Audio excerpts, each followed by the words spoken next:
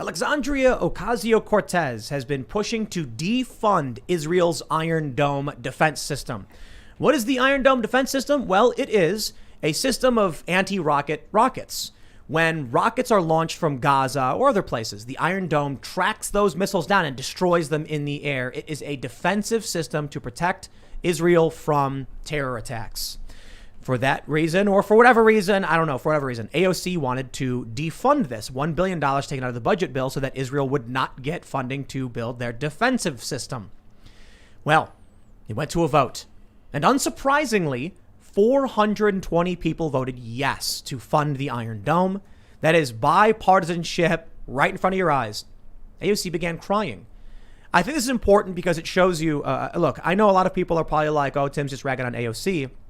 You know, it really does show you that this progressive world or whatever it is, this worldview is fake. That AOC has so much support all over the country and all of this money, and she's so popular with all these followers. And that position held by her and her followers is like defund the Iron Dome. And then basically everyone in Congress is like, yeah, we're not going to do that. That's insane. And she starts crying over it. She is nowhere near the average American. She represents a fringe minority, and this is the perfect example, and her behavior is a perfect example. But there is really, really big news as well. Gas shortages, driver shortages, becoming gas shortages, becoming natural gas shortages, my friends. I hope you're paying attention to this, but we do have a bunch of other news and updates we'll get into. We are being joined today by a political activist, somebody with experience in biological research, I suppose. Malcolm FleX. Mm-hmm. How's it going, man? You want to introduce yourself? Oh, don't mind if I do. Yes, so I actually go by Malcolm FleX, and pretty much I am what you would call a mishmash of a bunch of different recurring tropes and themes all rolled into one package. But one of the most salient themes that a lot of people see on my social media is that, yes, I do work in research and biological of the sort, which has pretty much become in vogue, you know, given the recent events that, you know, we'll probably delve into. So know a lot about scientific method, about research, all of that good jazz that people are now saying that we should trust blindly, even though it's antithetical to science. But hey, we can get into it. And general news. We'll have a good conversation. Should be fun. Oh my God, I love general news. Good Lord, it's a break. But yeah. All right. Right on, man. Thanks for coming. We got Ian. He's hanging out. Actor, musician, social media entrepreneur coming at you. What's up? Talent stack, like baby. that, I love yeah. it. Good to see you again, brother. Hello, everyone. Here we are. Yeah, and I'm going to try to keep the mood a little bit light because Malcolm loves to deliver black pills, and Tim is not the cheeriest commentator himself, so... The end is here. A man of the this is people. good. That's right. Yep, everybody's love you down, guys. I know, but... Before we get started, recognize the end is here and all this. I'm kidding. Go to Thanks, guys. timcast.com, become a member, and you'll get access to exclusive members-only segments of the Timcast IRL podcast. However, we're actually about to launch the Green Room show, surprisingly soon, because this is when the guests show up, and there's a few minutes where they're chilling, they're at the bar, in the green room, and we film these conversations that are fairly random, and I think it's really fun. So those are about 15-minute segments that will be up exclusive for members, and they'll exist nowhere else, just so that there is more content we can produce for you. And we got the Mysteries show. We're waiting for the music to be completed, but we're almost there, so that should be in about a week or so, perhaps, hopefully. Fingers crossed. And you'll get an ad-free experience on all of our articles. You'll be supporting our fierce and independent journalism. But don't forget to like this video, subscribe to this channel, share this show, take that URL, share it wherever you can. Help support the show by word of mouth. Let's read the news. My friends, this story from the Daily Mail is a really good example of our political dysfunction. AOC bursts into tears as Iron Dome's $1 billion funding is overwhelmingly approved in-house. 420 votes to 9. Rashida Tlaib is accused of anti-Semitism by fellow Democrat after she called Israel a violent apartheid system. 9. That's what AOC represents. She got 12 million followers on Twitter. This is what you need to understand. I'm going to start off and I'm going to give you the hard facts, and then we'll talk about this stuff. AOC does not represent her district. AOC represents fringe political individuals across the country who funnel money into her district, which she uses as a vehicle to sit in Congress. I'm not saying that as to disparage her character, but to point out her ideas probably don't fly in her own district. The things her district cares about, they probably don't know what she's talking about. But as Nancy Pelosi said, you could take a glass of water with a D on it, and it's going to win in Nancy or AOC's district. That's what Nancy Pelosi said, my or her district. So what happens is There's no real Republican competition. There's no strong primary. AOC has too much money from external sources. The same is true for other squad members. Their politics are popular with fringe political groups, but a fringe political group is still substantive when they can coalesce online and funnel funding to politicians like AOC. This manifests in AOC wanting to defund Israel's defensive system. The Iron Dome isn't bombing children. It's protecting Israel from rocket attacks. Now, by all means, criticize Israel for all that stuff. I'm just saying, Iron Dome, that's the job it does. If you want to defund Israel or something like that, why take away the Iron Dome of all things? Well, that's what AOC tried to do. And as you can see, overwhelmingly, beyond overwhelmingly, you get to see that AOC is shown what her politics really represent. Nobody. Now, I will say, there are a lot of conservatives, libertarians who are pointing out, yeah, but we shouldn't be funding the Iron Dome. Why is the U.S. giving $1 billion to Israel for this? And my attitude is not, I'm actually partially in agreement with that. I actually think it's a great argument. Why are we funding all this stuff? Even South Korea, even in Germany. That being said, and we can discuss this, it represents that AOC is not in alignment with where most people in this country are when they think about providing support to our allies. Now, people can certainly say Afghanistan is bad, but Israel's a different story. It's an ally of the United States in a war-torn Middle East that provides stability, and people support that, whether you agree with Americans' foreign policy or not. I think we can see here perhaps just good evidence. Aside from all the stories where you see the media lying, there's another good example of how broken our political system is. I don't know if you guys have any thoughts. Want to jump in? I saw, I think it was around Occupy Wall Street that something came out and said that Congress is doesn't do what the American people want. They do what their business associates want. So I think that this massive 460 to 9 vote or whatever isn't necessarily indicative that the American people want it, but that the politicians and their business contracts want it.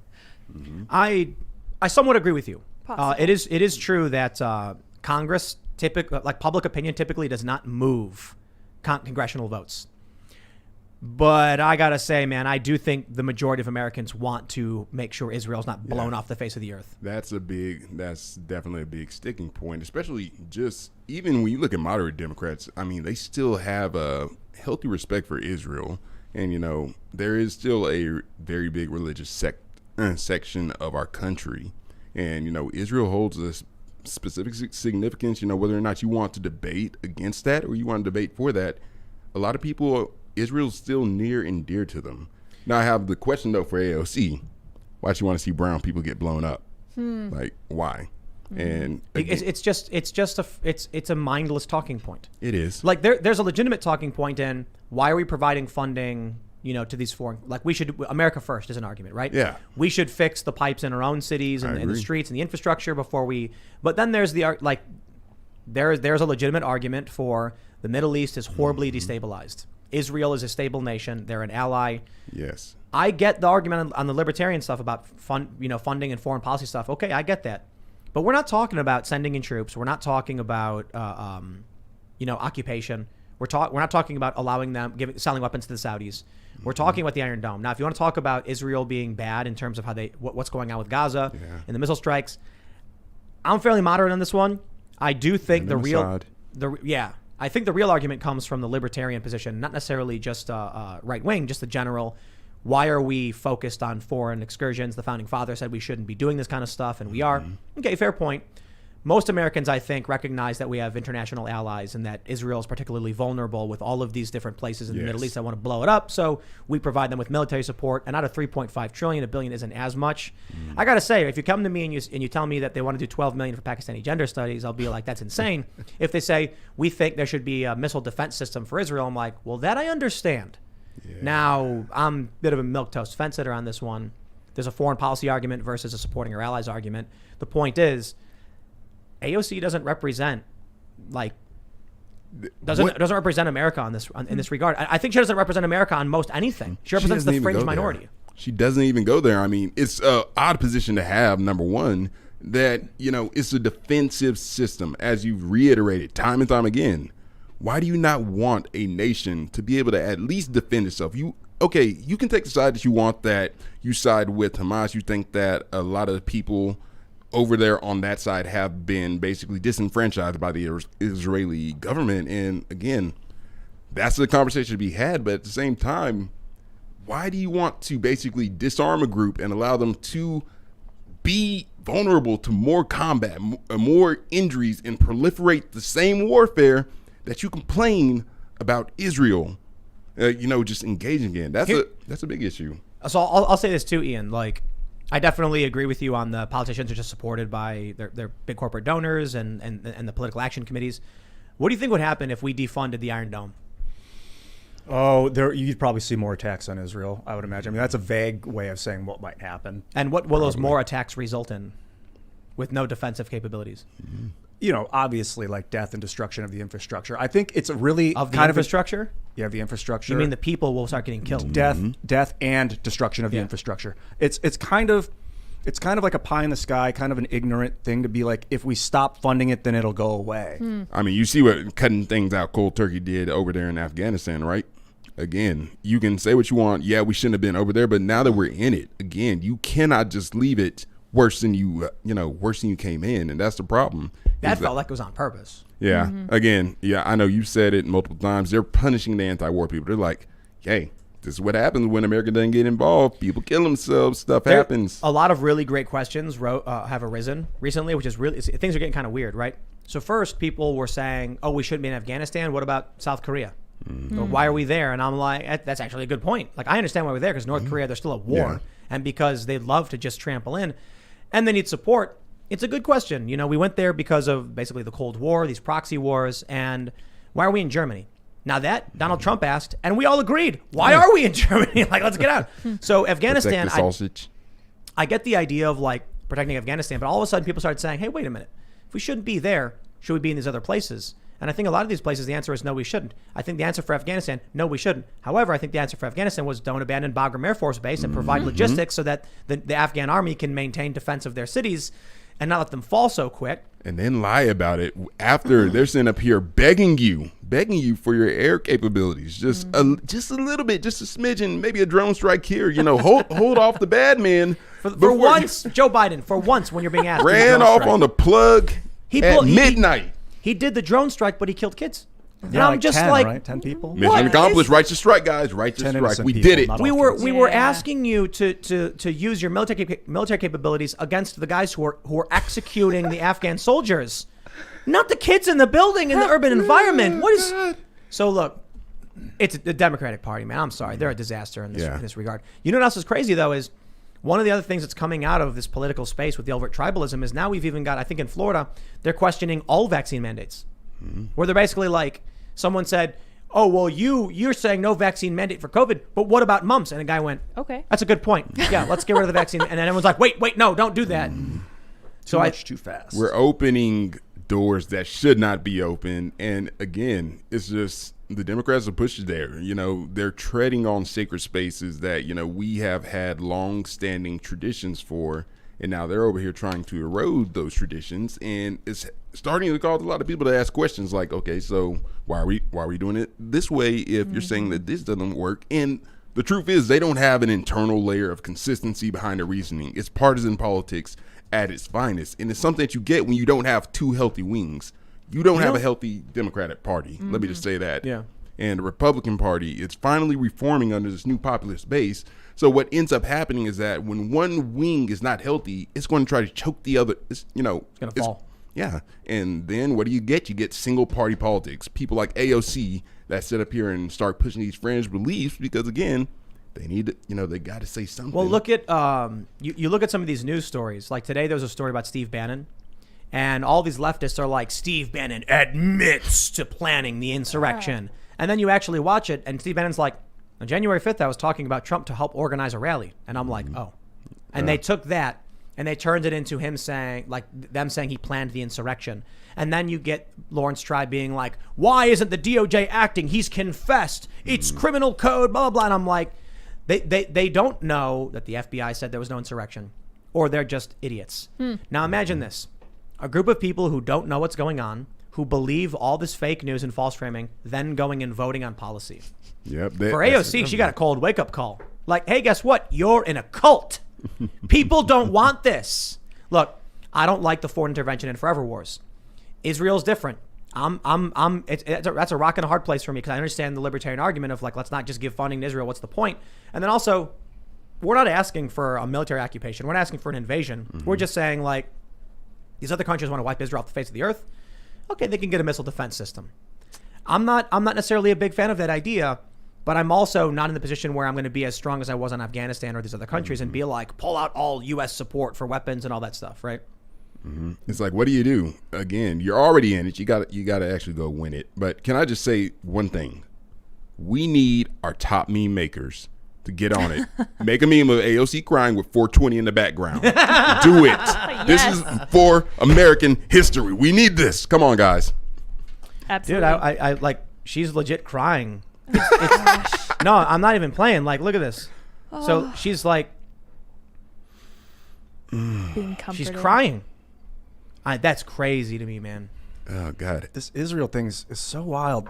This Israel thing, the country of Israel, then there's like the Jewish population, and it's like a Jewish state, I think. So it's like a theocratic state, which is very unique in the world. There's not a lot of them anyway. It's very, very... And then you go back to the Sykes-Picot Agreement and the Balfour Declaration after World War I or during World War I, where they kind of set up Israel, Yeah, the what- French and the Ian, British. I got to stop you right there. Theocratic countries, like the majority of countries.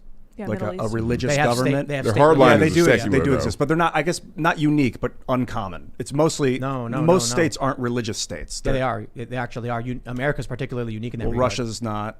Spain's not. Africa. I think you're West wrong. is- Libya's I not. think Forgive me if that- I'm wrong. Weren't we founded on deism or like just the having the ability to question, but knowing that there is a power? I can't quite remember. We're not that. a Christian state. What is what I mean? Like it's a Jewish state. It's like a Jewish state. Well, they are the only Jewish state, but there are tons of Middle Eastern countries that are like Muslim states, like a lot of them. I don't know about Yeah. Asian. Well, like lots of Asian Yeah. countries as well. There's some Muslim Asian countries. There's India is like Buddhist, right? Yeah, I don't know. think that's The, their official the religion. Indian subcontinent is very religious, but I know Far East Asia, they're a little bit interesting because they are very like technocratic. They're moving beyond a lot of Right. unified religion, and I mean you just have too many religious practices there, anyways, that you can't have a unified state religion. Right. and it's not a problem. I mean, sometimes I think what confuses it. Judaism is a religion, but It's also an Judaism is ethnicity. also a bloodline. Right, So it's an that's ethnicity. unique in all religions. There's no other religion where you're like a Christian by blood. It's always you choose to become it. That's true, but I don't think the belief structure of the people in Israel is the issue here. And No, I it's wonder not. if part of the strong reaction to what AOC wanted was because of what happened when we pulled out of Afghanistan. In a way, it kind of is because the Jewish population, maybe not needed, but they didn't have a place to live. They were like persecuted throughout time for whatever Right. reason, and so they needed a place to find. To live, to settle, and it was either going to be in Northeast Africa, and then they But decided to move it to where it is today. I got an update, fact check. 80 countries have a state religion out of 195 countries in the world. So Okay. I would argue Less- it's fairly Yeah, almost about almost half. Yeah. A little Almost less than half. So maybe uncommon is a little But what unfair, really makes but it- not right. completely. What makes it unique is that it's a culture and a religion. That's Yeah. very unique. Judaism It is is. incredibly unique. When you look at the way it was formed, basically the British and the French betrayed the Arabs to form it. So the Arabs have had this stick about, I want that land. You told us we Yeah. could have that Yeah, land if there's a we lot of betrayed the people Ottomans. holding You're treading on thin ice, my Yeah, friend. yeah. Look up the Sykes-Picot Agreement. So the Arabs betrayed the Ottomans in World War I, and that's how basically the Allies won the war. The French and the Germans, or the British and the French won the war. And the French and the British promised the Arabs that area Through the if League they of would. Nations, right? Maybe, yeah, I'm not 100% sure. And then so when they won the war, the Arabs betrayed the Ottomans and our side won, and then they said, sorry, we're not going to give you that land now. And so the Arabs are like, it's 100 years later, and they're still like, it's you said it was ours. It's Give an it to important us. part for a lot of people. Here's what I say to most people, right? There's really interesting challenges when you have older generations making political arguments off experiences the younger generations don't have. I grew up in a world where there's the Israeli-Palestinian conflict. It's literally there's war going on. And everybody wants to make justifications for why one country should have control of this land or that country or this land or this state agreement, two-state agreement, one-state agreement. And I'm like, yo, I wasn't alive for most of this. And over time, there's attrition in the conflict was started by people who are long since dead. Yeah. And we're now at a point where you can make any argument in the world you want for land ownership, but throughout history, it's people and land are conquered. And I'm not a fan of war. And I'm not a fan of provocation and aggression. But at this point, I don't know. Nobody And knows. so right now it's just like, yo, stop fighting. Hey, get a missile defense system so you can stop the missiles. It's kind of like the monkey. It's kind of like the monkey and the ladder thing. You know, something becomes tradition. Originally, the tradition had a pragmatic purpose, but then at some point, people just constantly repeat that tradition over and over and over again until the original meaning was lost, even if it doesn't exist.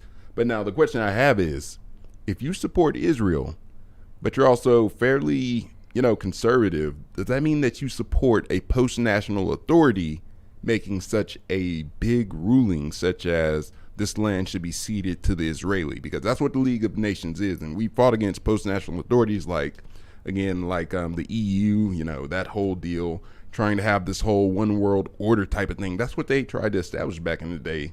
And They still want to. So do you support that? Because that's basically the argument that I hear a lot of times when they say that you support Israel's right to be a country. You say that post-national authority that's long gone, long dissolved, supersedes anybody else's claim to that land.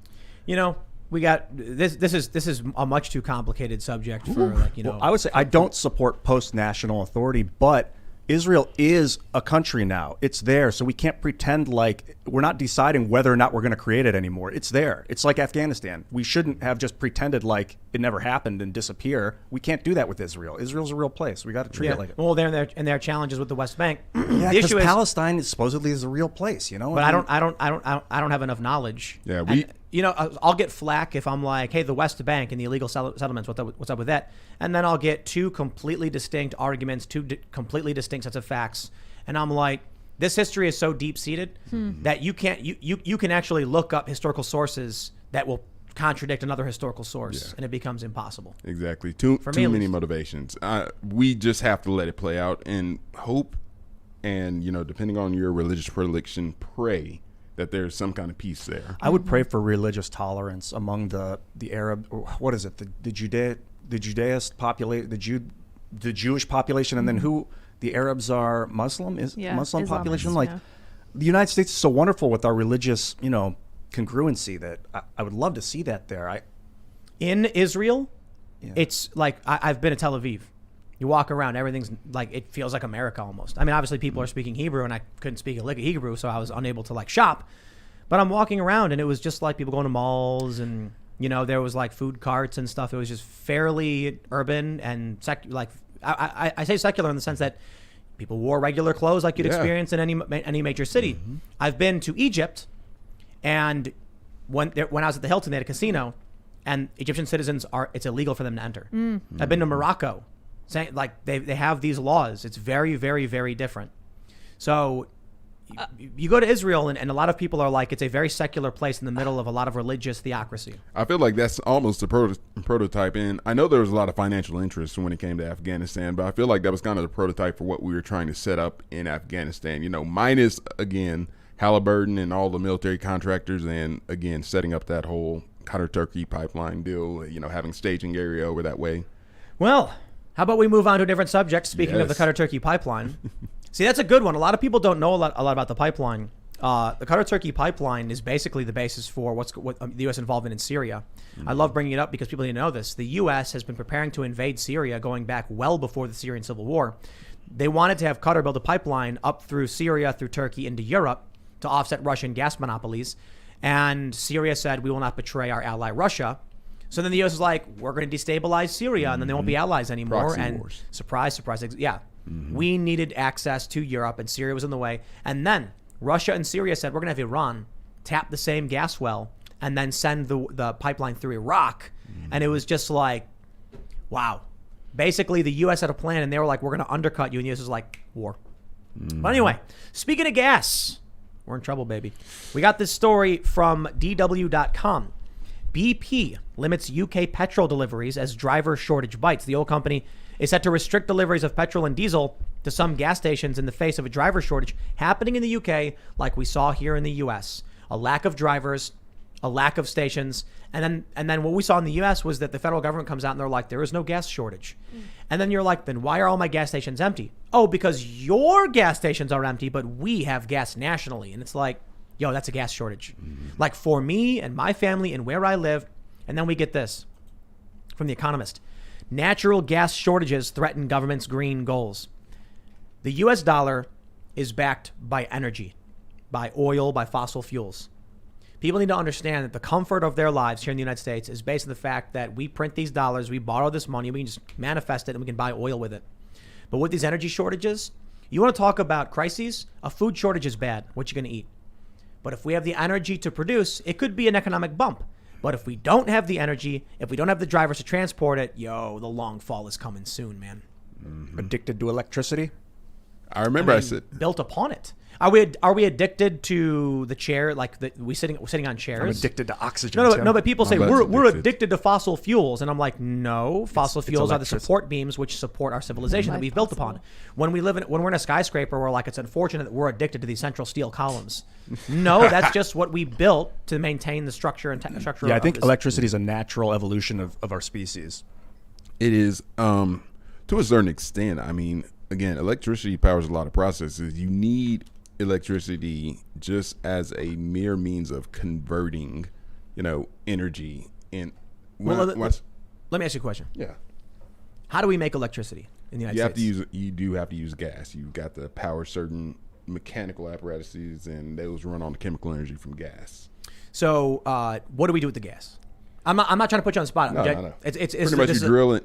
You typically drill it. You transport it via pipelines. It's got little substations, way stations, and you get it certain. But then what do we do with the gas to get electricity? You don't have to know. Most people don't, right?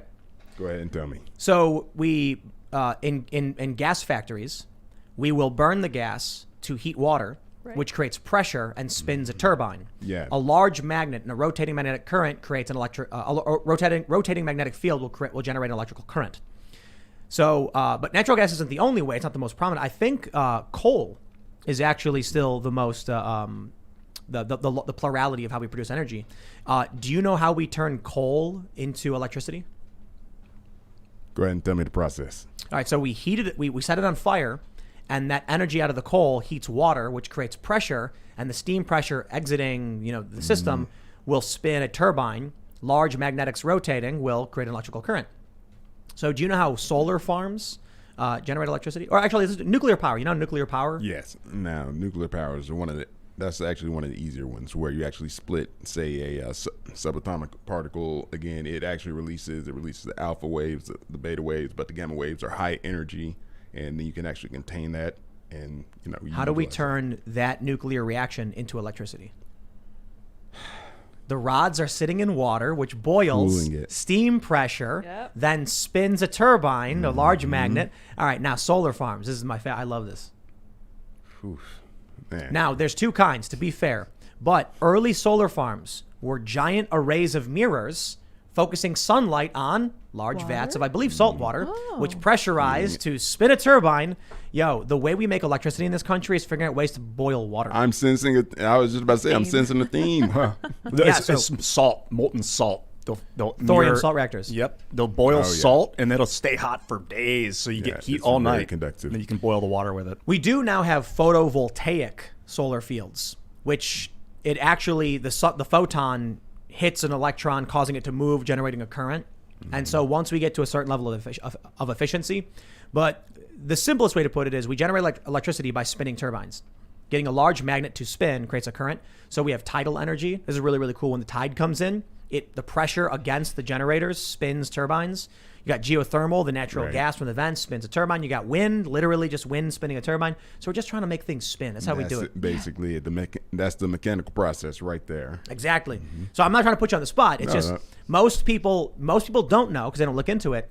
And you ask someone like, how does solar energy work? And they're going to assume photovoltaic, which is true. That's a fair. You ask them about nuclear and they'll tell you about a nuclear process. You say coal, they'll say we burn the coal. It's like, but what does that process do? So I'll tell you where we're at. People don't understand what life was like before all this energy. This Extinction Rebellion group, Greta Thunberg.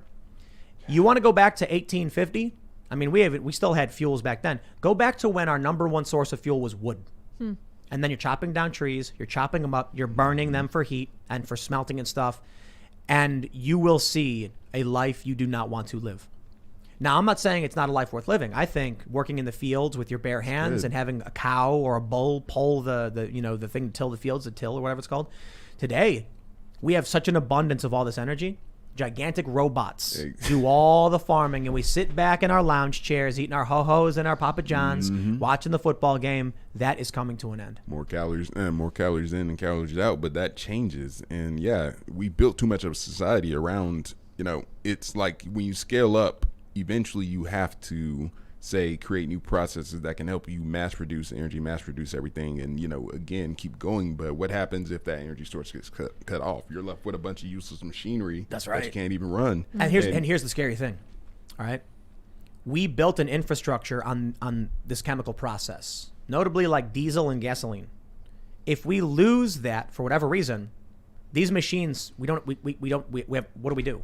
Like if you have a worker in the field and he's got a shovel, and then that worker moves or passes, you find a new worker. The tool can still be instantly applied to another person. But if we lose our principal source of energy, fossil fuels, we have an entire technological infrastructure that doesn't adapt to any kind of other energy. Now, we can start to adapt it. Like, let's say if we start using hydrogen cells and we power things, we do electric vehicles, electric farming equipment, which I'm sure they do a lot of, probably because I think, well, I'll say this. Tesla is not profitable, is my understanding. The Tesla cars, only profitable because there were tax subsidies. Now that those have expired, it's no longer profitable to make these vehicles unless they jack the price up. So if tomorrow, we're looking at these gas shortages across the U.S. and in the U.K. If tomorrow, all of a sudden there's no gas, people can't drive, buses can't run, machinery can't work, everything we do is stopped, and then we go back, 70 years, and have to restart our infrastructure on other energy systems or whatever. You can't do it. And then even the transition, you're going to have to double your production of whatever, you're basically going ahead and replacing it with, because you have to have enough to keep production of, let's say, the batteries that you're going to power electric vehicles. You've got to literally have enough batteries to power what you're using to replace. I know this sounds super circular, but to what you're using to actually replace the means of producing the batteries, you gotta eventually transition those off. So how do you get the lithium? You lose it. Yeah, that's the. That's what people don't get, man. You lose the energy. We're gonna build a bunch of electric vehicles, and it's like, oh yeah, what machines do you use to get the lithium out of the ground? And they're like, well, we use gas powered and diesel powered. It'd be cool to start fusing hydrogen, helium, and making lithium. Maybe that'll. Does that work? Well, it's element 3, so I would imagine, yeah. I don't know if they do it at scale. Probably not, I would imagine. Fusion creation. I know they do, they can make diamonds by seeding carbon and then having a neon gas or something works. Yeah, I think science can save us. I think that's why I like the original idea of the Green New Deal. I'm like, that sounds cool. We allocate taxes towards building new energy infrastructure. Could help make America energy independent. Energy independence means a wealthy and strong America. And then I'm like, I like the sound of this. And then AOC comes out and says, the Green New Deal. And I'm like, okay. And then she goes, is free college for people who aren't white and healthcare. And I'm like, wait, what? That's politics in a nutshell. Yeah, right. Good idea. Poor execution. Fizz.org. Researchers simulate compact fusion power plant concept. I mean, we are there, dude. Fusion. Where is the media talking about fusion? Why do they want to sell this oil so much? Too complex. I mean, return on energy investment is substantially higher than what we can predict out of fusion. So, and it's portable. Oil's portable. Coal is portable. Take a look at what's called energy return on energy invested, and oil is the best. I think nuclear is the best, but the left hates nuclear power, so we can't get it. I know the problem is the word nuclear, because fission historically was pretty dirty, but fusion's a completely different process. They shouldn't call them both nuclear. Yeah, but we're not there with fusion yet.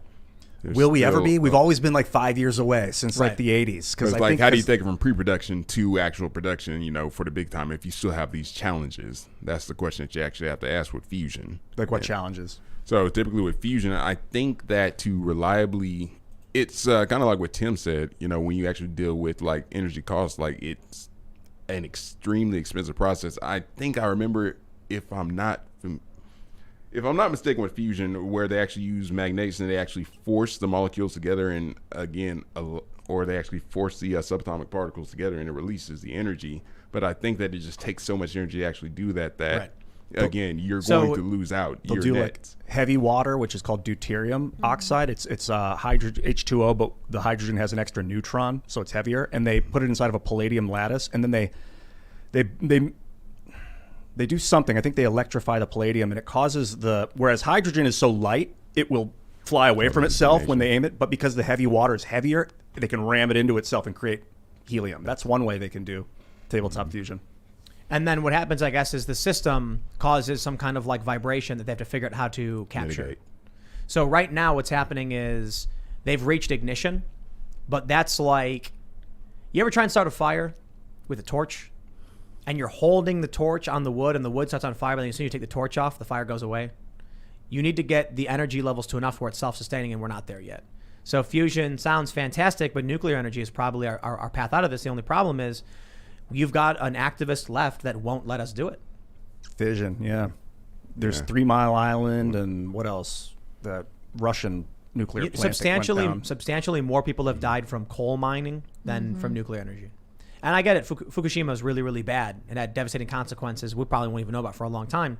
But that just means we need better safety standards. It means we better adaptation for nuclear technology. People seem really afraid of the unknown. And when it comes to nuclear, you can't see the radiation, whereas coal, you can kind of like see the smoke, so you know what it is. But with like COVID, for instance, you can't see it. Yeah. With radiation, you can't see it. So there's this like fear about the things you can't see. And That's like, the tough part. Is it in me or is it not? I don't know. So that's even worse. Well, I mean, we've, we predicated the whole society on surviving based on calculating the unknown to the best of our ability. And so, again, when you kind of step outside of that and you leave it to chance, and especially with something like energy and, nuclear energy to begin with, if you fail to safely dispose of those rods when you're doing fission, or, you don't cool it properly, again, catastrophic circumstances, do you really want to leave that to human error, to one, miscalculation, or just, let's say, a worker that's just very ambivalent about a job that doesn't go through protocol properly?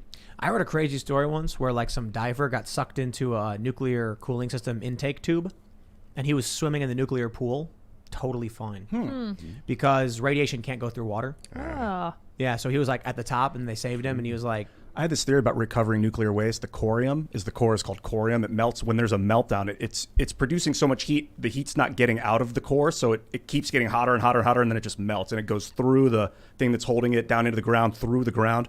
But what I was thinking is if we put some sort of superconductive metal in it, then it would allow it to release its heat. So like gold. If you poured gold into a corium, then I would imagine that over time it would start to release its heat.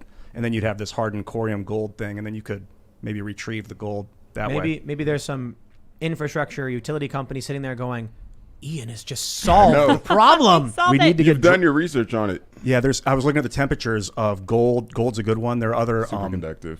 Platinum metals that might work as well. But then, but you got to get in there, so you need like drones, and most of the drones they've powered down when they get so close to that heat. Yeah. But then what do you do with all the constantly destabilizing isotopes and all of that? They're just they continue to fission off. They've been recycling this stuff. I think like 99% recycled. Really? Yeah. So like the technology that most people are complaining about when it comes to nuclear is from the 70s. And we've greatly improved. I mean, I think thorium salt reactors have been prominent for some time. People have been discussing the possibility. It's already melted, like you're mentioning, like melted salts or whatever. So, I mean, seems like we have a path towards better energy generation to avoid the problem of carbon emissions. But this is the strangest thing.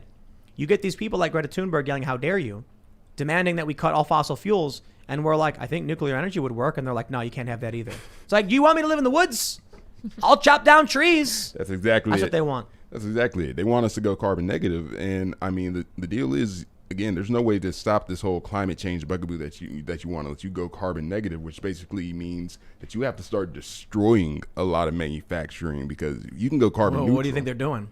It's unfortunate because you can withdraw, you can take the carbon out of the atmosphere and deposit carbon dioxide onto other metals like palladium and then create graphene oxide. So you can actually pull the carbon dioxide out of the air. We'll end up competing with trees because I think we're going to start pull the carbon out of the air? Yeah, we'll start mining the carbon out of the air, and then the trees are going to be like, hey, balance it out. We can't build an entire infrastructure around taking the carbon dioxide away.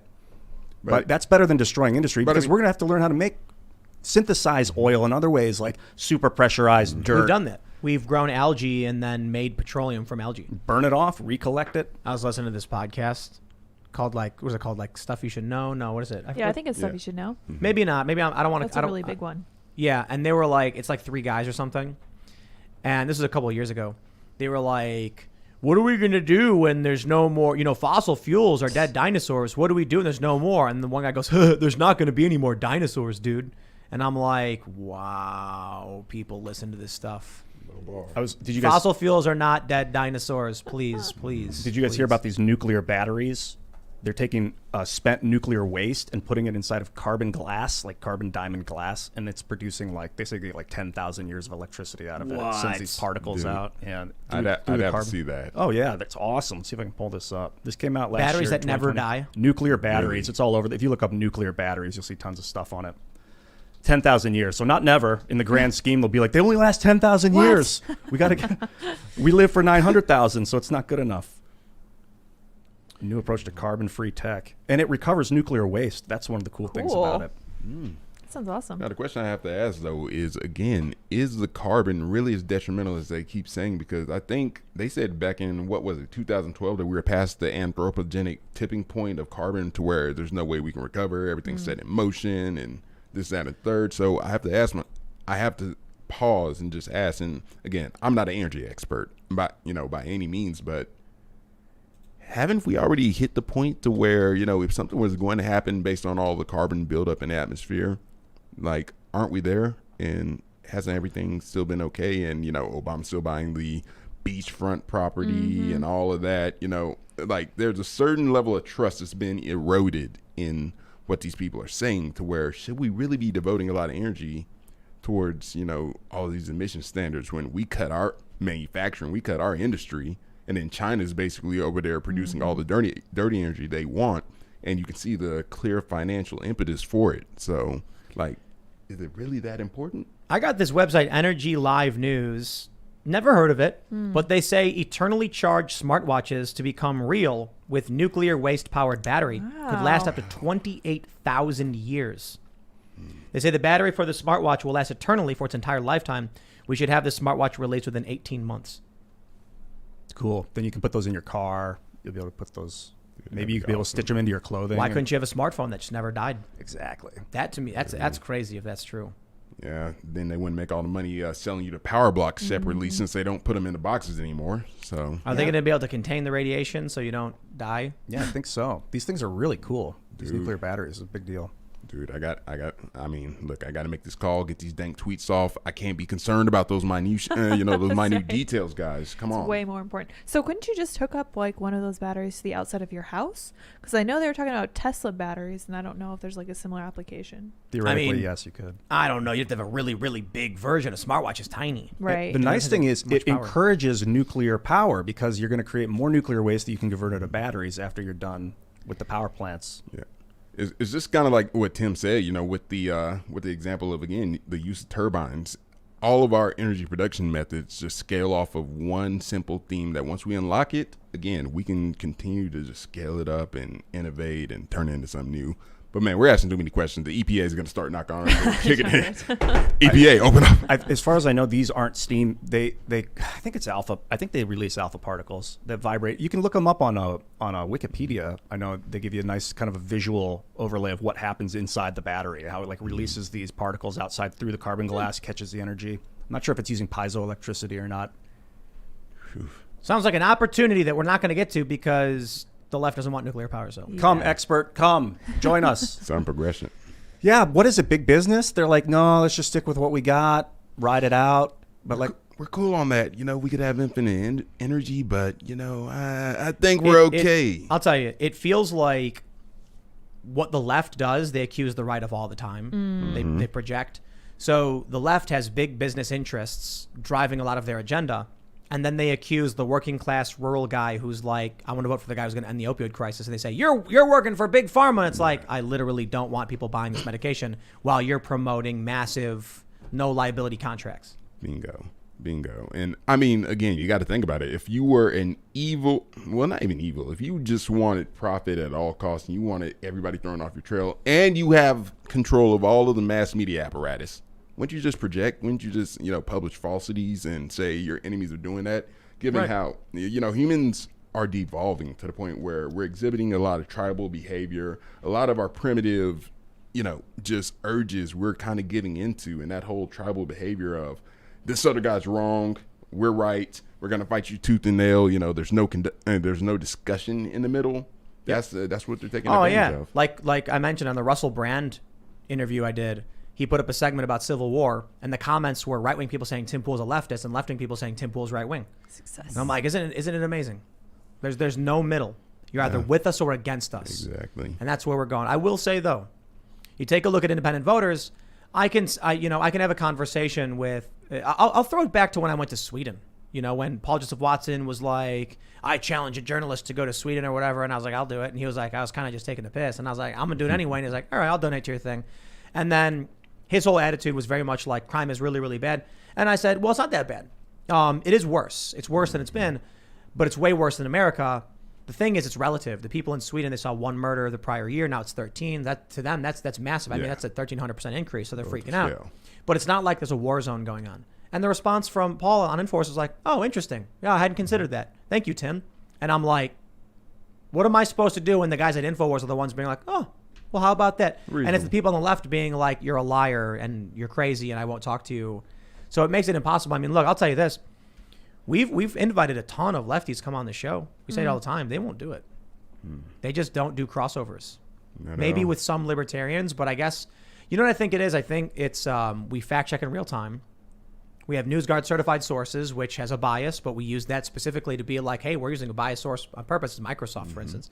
And if any one of these people comes and sits down, they're going to get roasted. Yeah, talking points don't work again. And unfortunately, the left is, you know, their whole deal is closing ranks. They hand down their ideas like doctrine, whereas I think the right is still kind of open source to it to a degree because the right goes by principles more so than doctrine. That's a good point. Whatever there's 2 factions, and it's the centralized and the decentralized. That's really basically what it is. I mean, that's how the populists took over, and that's why, you know, the Democrats, you know, they're beating back the leftists with sticks. Yes, they capitulate every now and again because it's just trendy, and you've got these kids that don't know any better, and they want to get them on board. But at the same time, you know, the right won their revolt and took over the Republican Party largely, even if it's just for show, even if a lot of the politicians, you know, you get a lot of these old guard Republicans that are now adopting the whole populist message, but even if it's just for show. Trick, primary them, get them out. Yeah. You want me to vote Republican? Okay, primary all these guys. Yes. Yeah. All of them. Get them out. And I'm pretty sure everyone all the Trump supporters agree. Yes, rhinos out. I do think it's unfair to call them rhinos though, like the Republican in name only, because I'm like, the truth be told, the Republican Party and the majority are do-nothings. Yeah. You know, it's like the 1 or 2 guys like Rand Paul maybe who's going to do something different. So he's the one who's only Republican in name. He's more libertarian and principled. At the beginning of the show, I was thinking, I feel like American politics is different now. Like it's still the same suit, American politics, but whoever's wearing it is like, because we're in the age of social media and popularity contests now. Yeah. I don't think that these endless terms work anymore. It's too easy to get super popular and then have like totalitarian control. Basically. So we've really got to kind of, you know, reboot or reevaluate or transition. There's probably a better word. No, I get what you're saying. And I mean, it's happening to an extent. The Democrats, they run their party in a very 90s to 2000s era kind of way. That's why they focus on big media corporations and all that, whereas the right has already evolved. So the left is still the left. And when I say left, I don't mean the true left. I mean this neoliberal establishment. They are still operating in the Clintonian era where, you know, you go up, you get a celebrity to say some good things about you, and then, you know, you dance around for the camera, and then you go back to your dark room. But remember when Hillary Clinton was campaigning and she put on a Southern drawl when she was in like Alabama or wherever she was? Like, yo, we have the internet. Back in the day, you could do that. Back in the day, the politician could go to Chicago and be like, I'm just like you guys. I got a garage door opener just like you. And they could go to New York and be like, yo, you vote for me and both of these guys are getting out, and I'm going to wipe these guys out. And it worked. People would be like, hey, he sounds like me. Now, when you do that, they're like, why are you talking different? AOC actually did it. Remember when she put on like a Spanish... She put on a Spanish accent. Yeah. And then people were like, yo, you don't sound like that. Yeah. And she was like, I wasn't putting on an accent. That's just because I'm bilingual. And it's like, dude, it worked when we were only newspapers. It would be like Hillary Clinton came and said these words. But if you actually heard it, she tries to imitate the people there. She did that in her campaign. Doesn't work. These are different times. You can't do that stuff. But They still think it's 20 years ago. Why? Well, Nancy Pelosi's what? She 80-something years old? How old is she? 81, I think. Dianne Feinstein's 90, isn't she? At some point, these politicians, they reach their shelf life, and I think the GOP, a lot of the old guard politicians in the GOP are really about to probably bow out, just because they see what the writing on the wall, and that it is good. But the issue is the right has a very big talent scouting program. Think about this, or a talent scouting, or an issue with their talent scouting program, where a lot of the people that you see come up on the right, they don't get a lot of these people that are out on the forefront on Twitter making memes, spreading this information. A lot of these non-blue check but big name influencers, they don't scout those people. They get the interns, the people that work for somebody that they know, to come up, the yes men, and that's who they put in. And these are anti-charismatic people. They don't quite understand or relate. And it's like getting somebody like Marjorie Taylor Greene. You can say what you want about her Q stuff and all of that, but she's different. You know what I can't stand? Republicans, they all wear suits. No, I get it. Democrats in Congress are wearing suits, but like conservatives, like mainstream conservatives, show up to events wearing suits. 19-year-old kids wearing suits. I'm like, you are not relatable to a regular working class person. Nobody wants that guy. And it's like, you have all this talent right here, but you keep on picking the same old, and then you're wondering why you're getting stomped out by these people that are using Twitch streams, and they're sitting up here, they're reaching out to the kids, and they're inspiring youth to become leftists. I think a lot of people, conservative that are really successful people that happen to be conservative, go into business. They don't go into politics. That's a big thing too. And that's honestly the cycle that politics should follow, is that you should become very proficient in something else in life. And then once you've done that, once you've accomplished all that you want, then go into politics. That sounds pretty similar to what Trump did. Trump had already made his money. He had already become a business magnate. You couldn't bribe him because he already had everything. So what do you want? He wanted the accolades of going into politics. And now when you have that motivation, you're not out here trying to sell out the highest bidder. You're not out here trying to wear a bunch of corporate brands. You're just trying to get your legacy, you're just trying to get your legacy through. And that's why I didn't understand why they did not like this guy. Like, it's an insurance policy. Trump gets in. If he does bad, his brands suffer. People remember Trump as, oh, you remember that guy that got in and he just ruined everything? Kind of like what we said about Joe Biden. Like, Trump wouldn't allow that to happen. So that's why I just didn't get that. But that's the cycle that politics is supposed to follow. But you miss Trump yet? I sure could go for some mean tweets right now. Right. I would take 20 mean tweets. Yeah. Fire them Gas off. prices. Yeah. He's looking good. Man. Yeah, he Cut losing out the weight. fast food. And Yeah, something like that. Good for I him. remember 2019, man. Best economy. People were cheering. Last Jim good Cramer year. was like, best numbers of our lives. COVID happened. I can't blame Trump for COVID. I know. But I can't, he was going along with it. He should have fired Fauci. There's a lot of things he could have done better, but it's a natural disaster of sorts. Part of it is. But under his administration, in the first few years, things were skyrocketing. Yeah. The economy was through the roof. Booming. Business was booming. Now where are we? Trump didn't start any wars. He was trying to get our troops out of the Middle East. He made some absolute foreign policy mistakes, often with drone strikes, military strikes, missile strikes, commando raids, etc. But nothing ever came out of them. But the last couple of years, he was like, it's pretty good. I'm like, all right, Donald Trump's got a potty mouth, but this ain't bad. And then when Joe Biden comes along, I'm like, I'll take the potty mouth. Plus, Trump's second term agenda was legit. He had like school choice on there. Yeah. Now we're 8 months in, and it's like Democrats voted for this. We got the border crisis. We got the Afghanistan withdrawal problem. We've got an economic crisis. We've got the eviction crisis. We've got job shortages, fuel shortages, food shortages. Holy, Joe Biden screwed all I this up. won't blame him. The economy was on its way down, even though they gave it that one last ride before they started printing the other. Like, we were already at 18 trillion in deficit. I think, But the by rhetoric time Biden around, got in. but I mean, at that point, the rhetoric around lockdowns definitely accelerated. It made it worse. And, again, there was nobody to take the DeSantis approach and just say, hey guys, let's stop this. Follow me. Trust me. Let's not lock down because that's going to kill us where we're at. And, And there's a difference between the debt and the economy. The debt's a problem. It means, we're going to see inflation. The government is overspending. It's overexerting itself. But when you have debt, the train is still moving. Mm-hmm. It's causing problems and it's bad. But when you just stop everything, that was the Democrats. Now, again, Donald Trump should have fired Fauci. Donald Trump was all about 15 days to slow the spread, but it was mostly Democrat governors who went hardcore.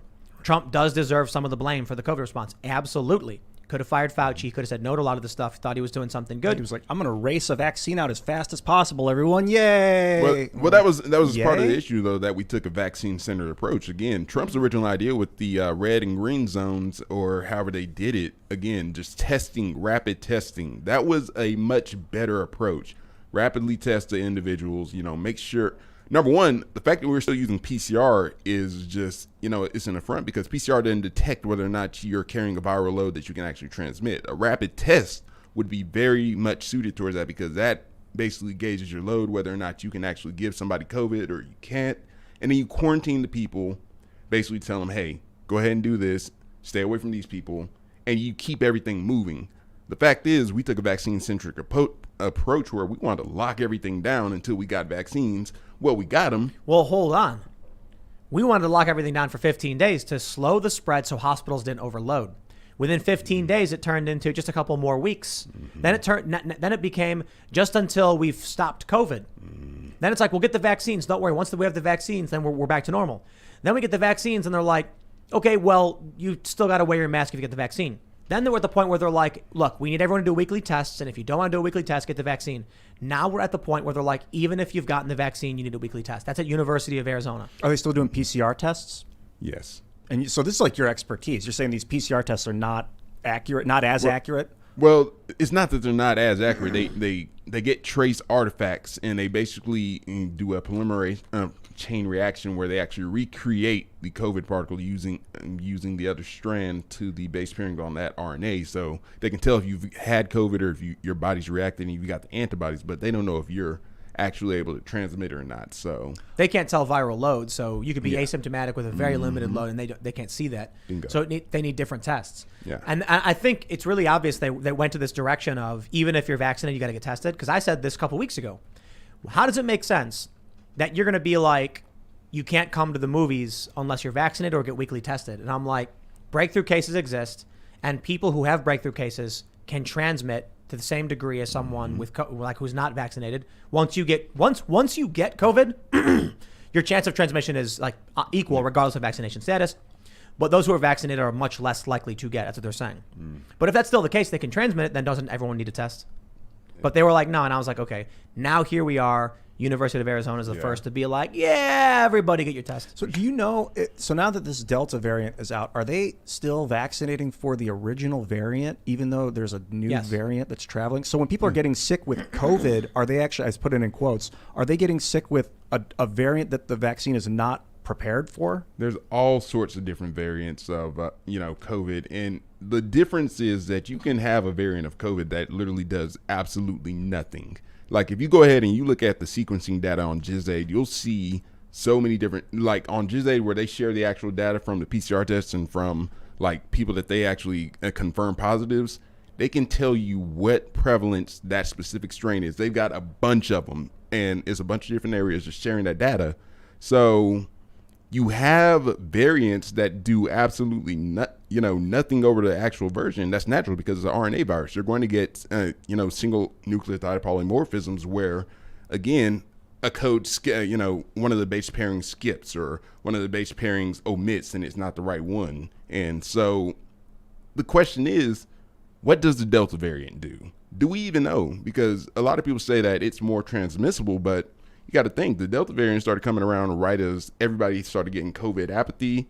Lockdowns were being released in a lot of places. They're brushing in. It's like, how do you gauge transmissibility if you're not infecting somebody with COVID, telling them to walk the same distance around the same amount of people, not touch anybody, but get within this distance? You can't control to see how transmissible a specific strain is. So do we know that it has any, and this is the hot button, demonstrated gain of function over normal, over the normal SARS-CoV-2 strain? Like, that's the question that you have to actually ask. Nobody. Like when someone walks in, if something were to happen where like this person got COVID from that person, I've been following this for a while and I don't know, they don't say what strain they caught. So I keep thinking it's the original, but it might not be, right? Well, so here's what I think happened. And I consult your doctor because I'm not an expert on this, but I was reading about it. And basically when we had the alpha strain, it was like the original strain. It was brutal. It was more deadly, less infectious. But what happens is natural selection occurs, right? So the viruses that cause, and outside of COVID, just in general, and you can probably correct me if I'm wrong on this one, but viruses that cause more damage are less likely to spread because the person notices it and then takes action. So viruses that are less deadly and less, causing of symptoms are more likely to transmit, naturally selecting for a highly transmissible but less deadly variant. Yeah. So what happens is, here's what I think. This is my opinion. The alpha variant, I think, was nightmarish. Like the data we were getting, the videos we were seeing, it was horrifying.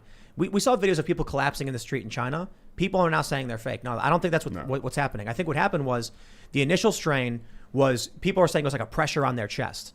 And so you've got people in China who are like pressured to go out work and there's like a more honor culture. So it's like put a mask on and get out there. And then someone would be struggling to breathe. And what happens when you can't breathe? You pass out. Yeah, they have bad air there too anyway. Right. So you got bad air, you've got pressure on the chest, and this weird like pneumonia was going around. So we see this data, and the initial data was like we could see millions die from this in the U.S. Like the New York Times had a slider bar. Models were horrible. But what happens is there's a natural selection that occurs. The most severe strains are eliminating themselves by killing people. The less severe variants were more likely to transmit because the people were less likely to be hospitalized. So then we went alpha, we had beta, now we've seen epsilon and mu, but delta seems to be the scarier one. It's highly transmissible and still deadly, but less deadly. This really makes sense. So now we're getting to that point perhaps where, people are saying we're gonna have to live with COVID, but the worst strain of COVID will probably fizzle itself out. So I'll throw it back to the 1918 flu pandemic for another point of data. There's one historical theory that the 1918 pandemic started in China as a very as a lighter strain, and a bunch of people got it and they got over it, but then it moved into the trenches, came back to the United States where it festered and got worse. And because it had the ability to rapidly infect close-quartered people who were injured or sick, that allowed for a very serious variant to rapidly infect lots of people. By the time it made it back to China, the people of China already had some natural immunity to the similar strain and were less impacted by it. In this instance, it's similar but different. The very serious strain was struggling because we did the slowdown, we did the lockdowns, we did these things. I think it's fair to say we probably had a positive impact in that regard, but then variants can still persist, and we made a lot of mistakes. Notably, being indoors seems to be bad. Being outside with fresh air, with UV lights, with vitamin D, with exercise seems to be good. So we made some mistakes in that capacity. We need to update our strategy. Now I think we're in a new pandemic, a pandemic of political manipulation, where we do have a crisis. Coronavirus is really bad. We're still hearing stories about people getting it, but now you've got political parties that are like, now's our chance. Never let a good crisis go to waste. Exactly. And I mean, they're doing that. And, part of the issue as well, though, you can actually argue with the lockdowns is that you allow and incentivize mutations when you lock down, because when they finally get out or when they have to actually go out and they've been locked down for so long, they're spreading a much more mutated iteration. It's went through about 5 or 6 viral generations. And now you're getting something that there's always a small chance that when a virus mutates that it can demonstrate a little bit more virulence and it can become a lot more deadly. But that's interesting. Locking down essentially created isolated incubation. Yeah. That's been wondering, are viruses more or less likely to mutate in isolation? Pretty much, if we never locked down, what would happen is that COVID would burn through its host reservoir. Eventually, we would reach herd immunity a lot faster. That's at least, that's the traditional logic. I think it still stands. There's a lot of inconsistency on it, and I'm not going to give you a definitive, but what happens is you let it burn through its host reservoir.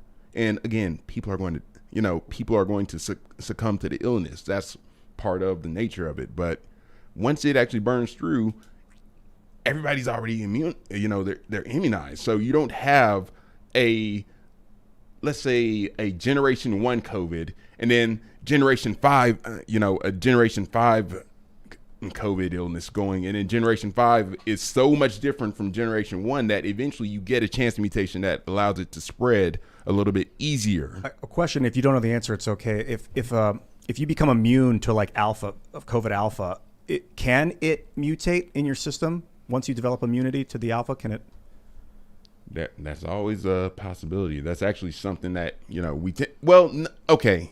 It's complicated because once you have the antibodies, once you have the immunoglobulin G antibodies within your blood, once it's there, again, it's going to eventually get wiped it's going to eventually get wiped out, and then the rest of your antibody production will catch on. Lymphocytes and the dendritic cells will begin to dispose of it. So you will eventually get rid of the infection entirely. But the issue is, again, how do you control for whatever you're spreading? Because you have 1,000 different variants of the virus here, and the one that's the most transmissible will then be able to be shed to somebody else, and then that one will actually spread, and it'll copy those it'll actually carry those same transmissibility traits, and it might actually improve on that further and further and further, and then they might actually spread that one. But it's all chance. It's like you're rolling a dice every single time, because first you have to actually spread the most transmissible variant of it, and then you have to hope that that one doesn't self-terminate or snuff itself out every single time that it's hijacking a cell and getting itself to be reproduced. If it snuffs itself out, or if you don't actually spread it and your body actually develops immunity to it, that's game over. So it's basically a chance thing. That's why I say mutations they're drummed up to such a degree that, it's like Tim said, they're not letting a good crisis go to waste, but really this is something mundane that we're making sound so exotic. I think initially, I actually do think the initial, everything we saw initially was accurate, and we have to make sure we're updating the science as the mutations happen and assess our economic circumstances. It started with a novel virus that it was highly infectious and it was novel, so it was likely going to hit everybody. And it was just, as they reported, not a lab leak, but just very interestingly, it had these proper, infection methods. But in the beginning, they're like, look, nobody's had this, so that means everyone's going to get it. There's no natural immunity to this. And that means we're going to see a lot of death. And so we wanted to do something about it. I think that was legitimate. But what happens is, with mutations, with bad policy, we're not perfect. We make mistakes. We should have done different things. I can accept that. Trump should have fired Fauci. I definitely think that is. Fauci has got no confidence from the American people. Mm-hmm. But it's hard to say. We're at a point now where I'm wondering if the hard lockdowns allowed for isolated incubation. So put it this way. If the population is rapidly intermingling, then there will be variants, but people will quickly catch certain strains and then develop immunity to those strains. Granted, with a novel virus, we're talking about a lot of death, so it's a scary, it's scary to just be like, we're going to ignore this. Well, then you get overloaded hospitals. Yeah. But if you tell everyone to lock down, then what happens is, let's say you have 10 buildings that are sealed, each are infected with COVID. When they open the doors, you could have 10 variants because they went through multiple, like you said, 5 or 6 generations. Mm-hmm. Now it comes out with 10 different strains all at once. Yeah. So, look, I'm not going to pretend to be an expert on this or an expert on policy. Nobody is at this point. Right. It's hard to know for sure. The one thing I can say is when you look at Australia, you look at what's happening with Democrats, I think they're like, it's an opportunity for us to push through agenda items to do a lot of things. Now, interestingly, I guess, Gretchen Whitmer, is opposing vax mandates and mask mandates. Her polling was bad or something like that. Yeah, she must have saw them numbers. All right, she's for the people. Well, I'm glad that's the case, but I don't think it's going to save her career. I think too many Democrats saw this as an opportunity. They started by saying, come on down to Chinatown. That's what Nancy Pelosi was saying. I remember that. Nancy Pelosi not wearing a mask, getting her hair done. Gavin Newsom not wearing a mask, going to these restaurants. They don't care about this. And I'll tell you this, celebrities aren't scared of this at all. No. Take into consideration that. They go to the Emmys, they go to the Met Gala, they don't wear masks, they don't care. They literally do not fear this at all. So if you're sitting at home and you're worried and you're scared about this, ask yourself why it is that political elites and celebrities have zero fear. They go on TV, they don't wear masks, they go to special events, they don't wear masks, they do not care about this. Mm-hmm. There's just such an informational lag, because I think conservatives are on the cutting edge of this. Conservatives have already gotten to the point where we've accepted that this is going to be an endemic virus. It's not as bad as it could be. Practice good health, get outside, again, because you need the vitamin D, and also because heat stimulates interferons, which can help your body actually ward off the virus. A lot of people don't do research into interferons. Yeah, children also have a much higher number of interferons within their nose, and that's part of the reason why children are less susceptible in general. Wow. But there's so many facets to this that the average person does not know. And there's an informational lag because they're getting it from these traditional sources. So what do you do? Make more interferons, baby. Hey, So you're saying it's endemic, which means, what does that mean exactly? That means that it's basically a part of society. You're going to have a COVID every single year. Flu season. And ask yourself, how long have we had a flu vaccine? Well, we've got a bunch of different ones. Okay, have we gotten rid of the flu yet? No. Nope. Okay, so why are we trying to do the same thing with COVID? Right, but I always call it the flu shot. Is that because I thought it wasn't a vaccine? It is a Well, vaccine. it's a more traditional one. The mRNA vaccine is where you're exposing yourself to 2 specific spike proteins out of the 26 that are on the surface of the SARS-CoV-2 virus. But these have what's called a pre-fusion conformation, which keeps the spike protein from damaging the cell, basically as it's as it's manufactured, and it actually locks it onto your cell, the plasma membrane of a cell, so it can't get loose and go and damage other cells. This is the RNA one?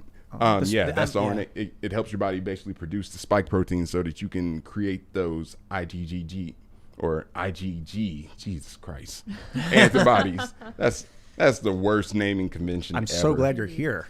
It's complicated. It's super complicated, but it's also niche too, because again, a lot of virologists, they'll study this and they won't put 2 and 2 together. And then, you have some virologists that dedicate themselves to studying interferons. You have some that dedicate themselves to, say, studying different methods to deploy, vaccines. That's pretty much how we have the 8026 in the Janssen, and that's how we have the nanoparticle, the lipid-covered nanoparticle of basically the Pfizer one. And So what's a traditional vaccine called? Does it have a name? I would say a live. Well, no, it wouldn't be the live attenuated one. right? Yeah, that's pretty much it, where you're presenting an inert copy. So the Novavax, I think. That's one. That's a traditional vaccine. Is that a live attenuated or? Ooh, I might actually have to go look at that. The specifics of which I'm super. Do you know anything about the Johnson & Johnson vaccine? Yes. It's a DNA virus. It's a DNA vaccine, right? I think it's still I thought it was still RNA, but it was just deployed using a adenovirus that was actually found in rhesus monkeys. I could be wrong, but I thought that it was still that we're still dealing with RNA. Hey, kind of as a more general question, do you think that there's a lot of promise in the RNA vaccines in general? I mean, it's a useful way to do what we've always done, but the weakness of the RNA vaccines is, again, it's bloodborne immunity, which means if you have something that transmits or sheds via the nose, you're still able to transmit, because that's a different antibody that you're trying to produce. So it works on blood, but not in mucus, not in lymph. Yeah, those would be the Interesting. IgA antibodies that you find there, your saliva, and I believe in your stomach. It says DNA. It says that Johnson & Johnson uses an adenovirus to deliver the spike protein DNA. And it's Nebraska medicine, so I'm assuming that I read this too. I think I was reading on the CDC that it's a DNA vaccine versus the mRNA vaccine, similar but different technologies. Yeah, it's just the same process, just kind of in reverse. DNA, you're basically cleaving it into an RNA. You're basically splitting it into an RNA and then giving it out to your ribosome so that they can actually, send it. So they can actually manufacture it. Where it's RNA, again, it's already ready to go. Word. It's like inserting a disc with a program into a computer. So before Like we move a on, Doom CD-ROM. yeah, indeed. Yes, a very Before we old move one. on, I have to ask. A lot of times people will just dismiss out of hand the concept of a vaccine altogether because they'll tell me it's not a vaccine, it's gene therapy. What do you say to that?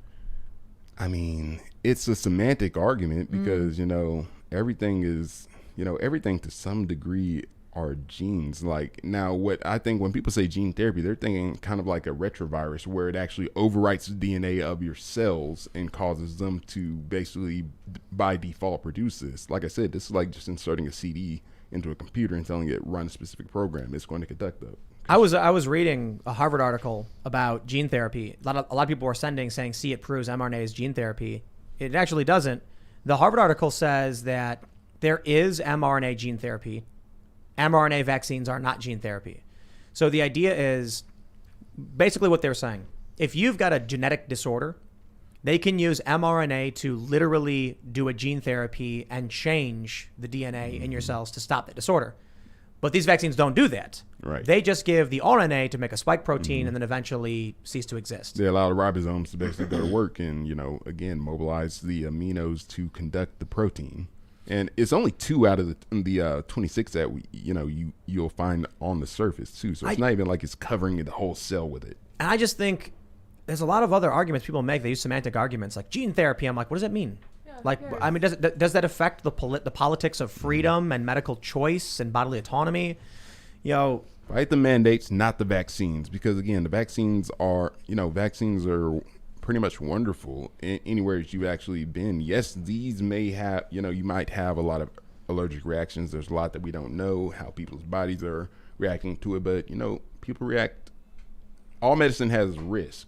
Yeah. People react oddly to all kinds of medicines depending on what.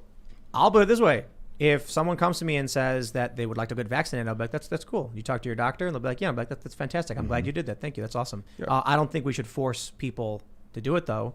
And there's arguments about like, well, what about all the other vaccines? And I'm like, truth be told, I still have issues with government mandated medication. I think people, but there's limited function, right? If you want to go to a public institution like a school and they mandate it, that's different from saying all public accommodation, period, for participation in society. Furthermore, the older vaccines have been around for a much, much longer time and went through a legislative process for approval. It's very different from like we're in a crisis and we're going to just executive decree this stuff. So I think it's like what the Supreme Court said about the eviction moratorium. It's an issue for Congress. Laws have to be voted on and passed. And the problem is when Democrats realize they can't get it through because of Republicans, they just say, we'll squeeze it in with a budget bill. We'll do the omnibus spending where we just get whatever we want, or Biden will rule by decree. Yeah, and that goes back to what we said, though, that, again, the Democratic Party is sick. And when you have a sick party that can't get the other wing to agree or work with it, then what do you get? You get these schemes, these plans, these ways that you are trying to control, manipulate, and snuff out the other party. And that eventually destroys the nation because you need the ideas of the left, which left does not, it doesn't mean de facto communism. Let's go to that. Left and right are just semantic terms that we use to describe traditionalism, which would normally be right. And then, this whole moving forward, changing things, which is what we see the left. Like if America was historically a communist country, the commies would be the right. Yeah. And, the left would be the capitalists. And could you imagine that a group of Wall Street bets, savant capitalists hurling Molotov cocktails into worker camps? Yeah, but they also don't it's not about being establishment. It's just that certain political factions don't engage in that kind of behavior. Yeah. Whether they're revolutionary or not. But let me show you the story. We got the story from Fox News. New York governor refusing to budge on vaccine mandate for nurses. You're replaceable. I don't think they realize, right? We had a story that one hospital in New York was no longer going to deliver babies because they had no maternity ward nurses. It's like upstate New York. This is a bet the New York governor is going to lose. Huh. They're not replaceable. Not going to happen. No. You know who is replaceable? The governor. Oh yeah, look at That's that. true. Oh, I could replace the governor with a golden retriever, and we'd probably be better off. Definitely. basically. So when they start firing people, I think the economy is going to just. Yeah. You look. They come out and they say we're in a very serious pandemic. We need to mandate this stuff. Okay. What happens when you eliminate nurses in the middle of the pandemic? Pandemic gets worse.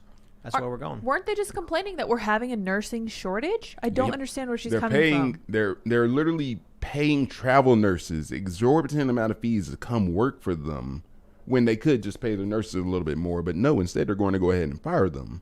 Yeah, what did she say? She'll bring in foreign staff or something? That's so expensive. We're sending out a call statewide. There are facilities, for example, in New York that 98% of the staff are vaccinated. They don't have a worker shortage. We are working closely with these hospitals to find out where we can get other individuals to come in and supplement nursing homes and other facilities.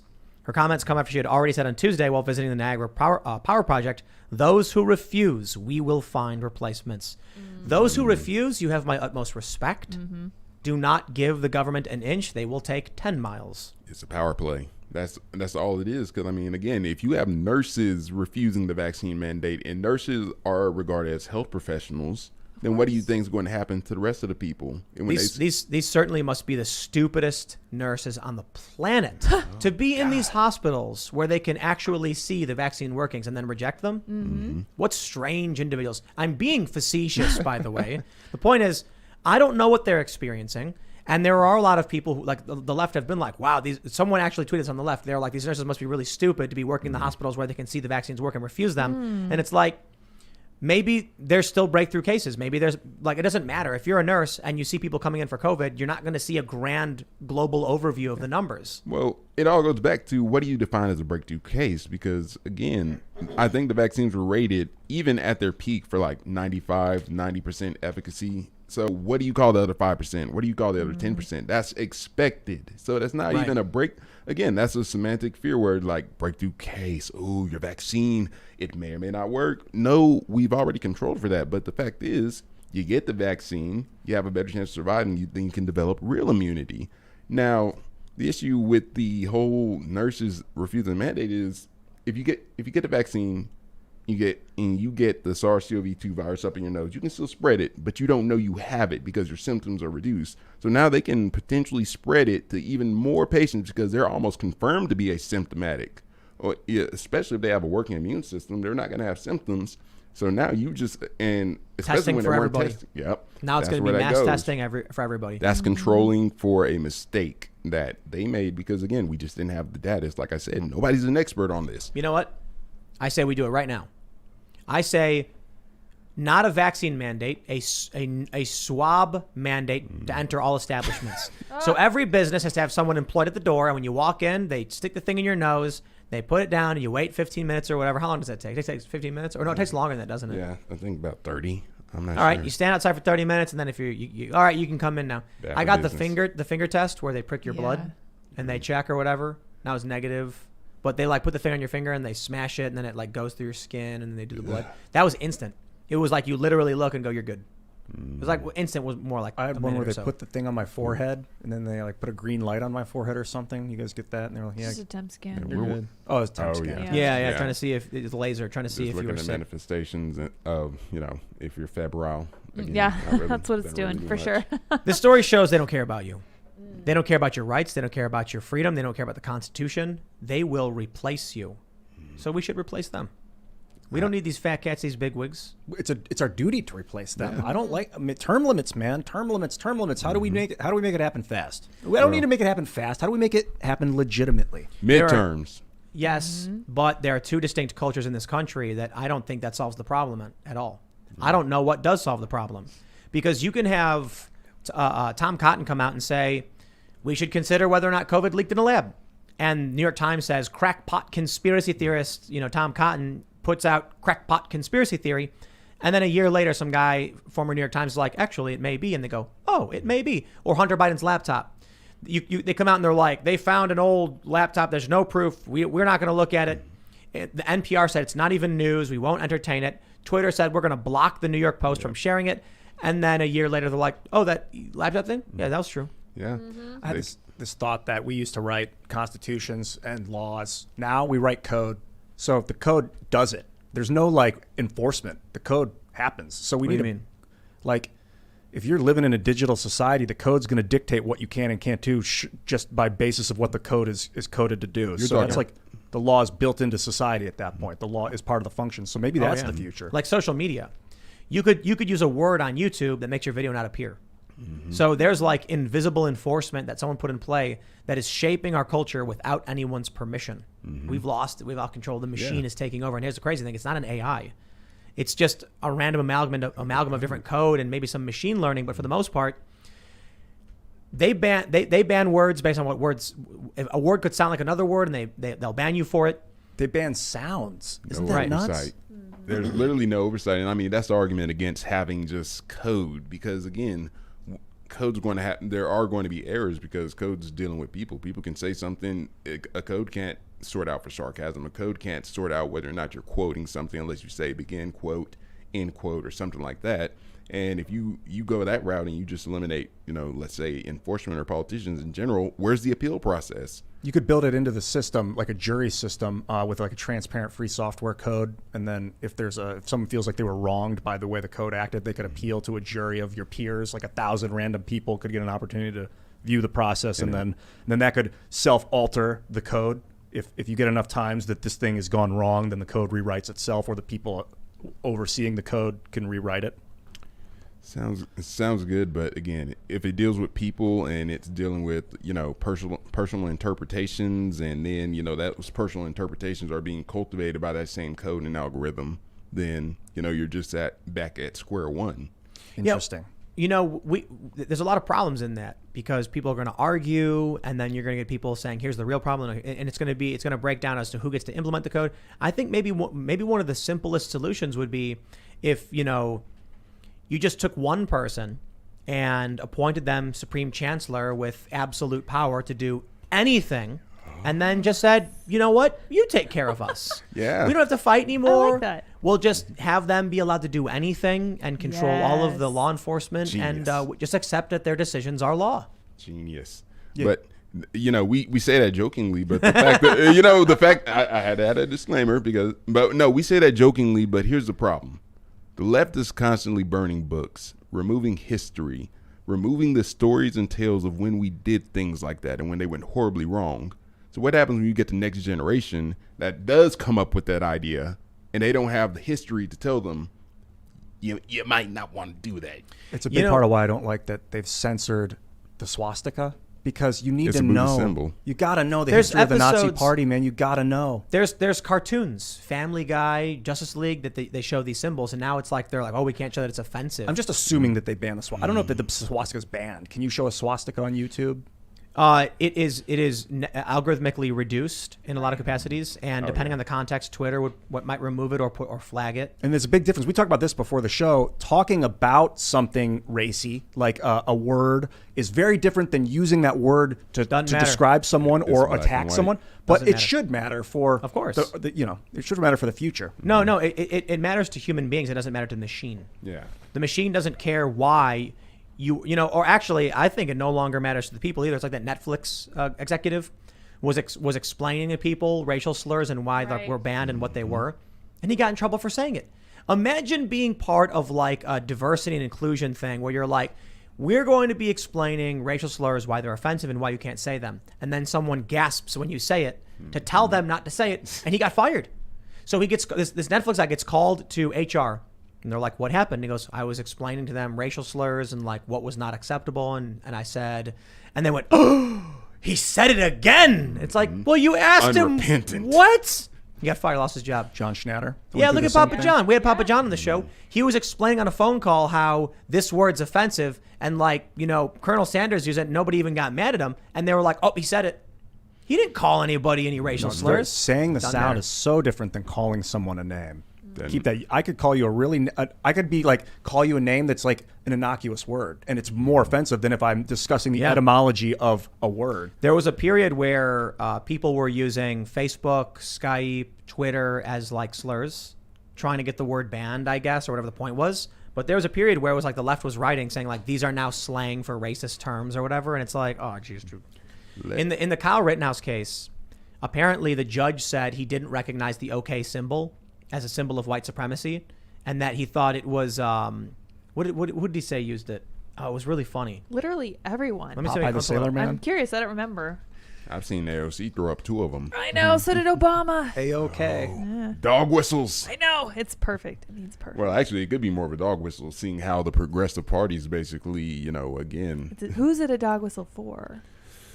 And who is hearing the dog whistles? Is it a dog? We never. Just saying. It's like we never considered the possibility that these people could be entirely subversive. They could be virulent bigots, and this could have been like a 10-year plan to get in under the guise of being an ally and eventually turn it back or turn the country back to the age of Jim Crow. I'm seeing it. Chef Boyardee. Oh yeah.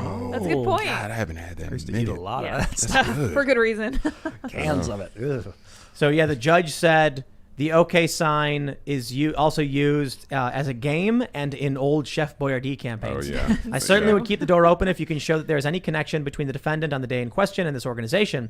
But as I said before, if this organization embraces the defendant after the fact and he's lionized because of his behavior, that is not something that the jury can make anything out of that would be lawful. Mm-hmm. Wow. Yeah. Now the question is, Ian, again, with algorithms, do you get that level of nuance into it?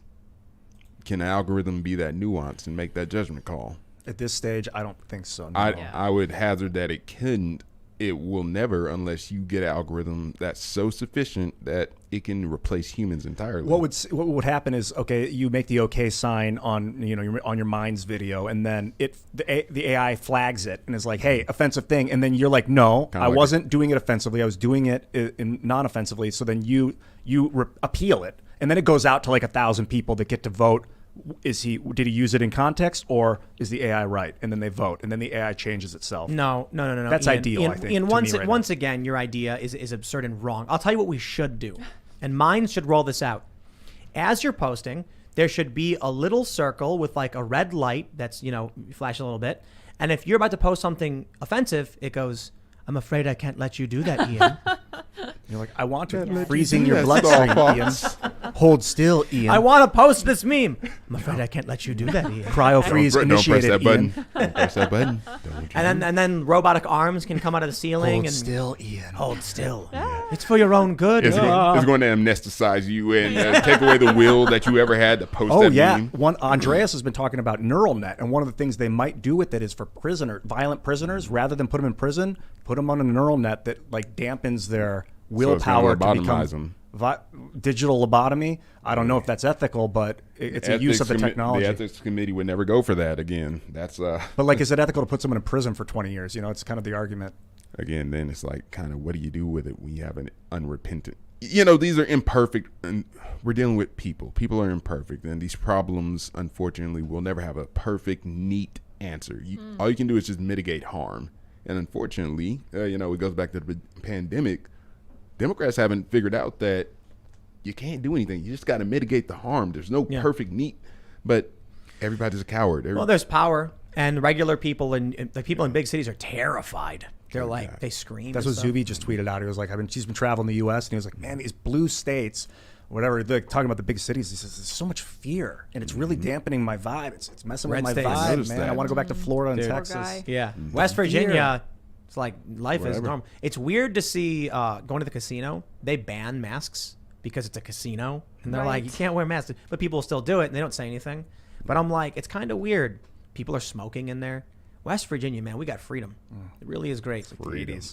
But Yeah, freedom if you can keep it, I guess. freedom is scary, though, to an infantilized people. It is And that's the scary. problem, is that, again, people in our stage, this is why I'm black pilled. I know, Liz. Yes, I'm not you supposed are. to do that. Stop I'm it. not supposed to do that. But I'm black pilled when it comes to, you know, libertarianism in general, because libertarianism would have worked when people were more rugged, more robust, more Right. open to risk. But now everybody's so infantilized. It's like the muscle doge meme and the little cheens, and it's like it's Yeah. kind of like, you know, back in the day, people were all just, they would take risks, they would do what they needed to do. And nowadays, it's like, someone called me a mean word online. Now, if there's something you don't know, you just look it up. That didn't exist before. That's I wonder if something that people- we have.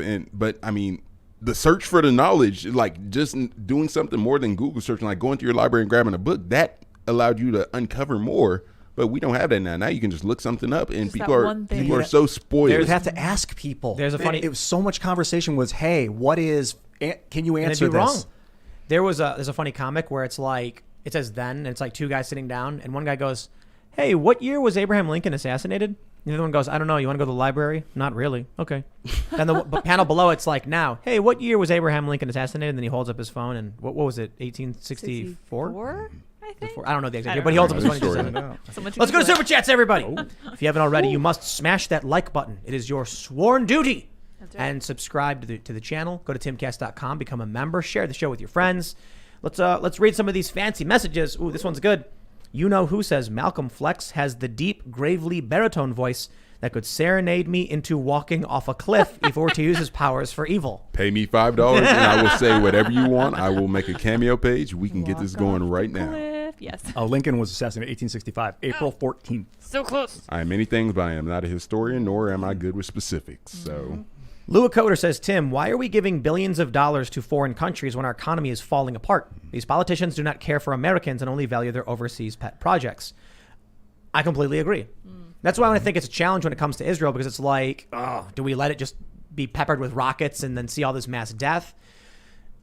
Should we be securing the face mask of those sitting next to us before securing our own? There's a good argument for not providing funding, not because it's Israel. Now, here's the issue. If you came to me and said, I think we should reduce all of our foreign spending until we can resuscitate America and maybe even drop it down to near zero or zero, I'd be like, we should have a discussion. When AOC is like, I don't like Israel, I'm like, shut up. yeah. Get out of here. You stupid argument. You don't care about the economy. She's just in this weirdo world of Israel bad.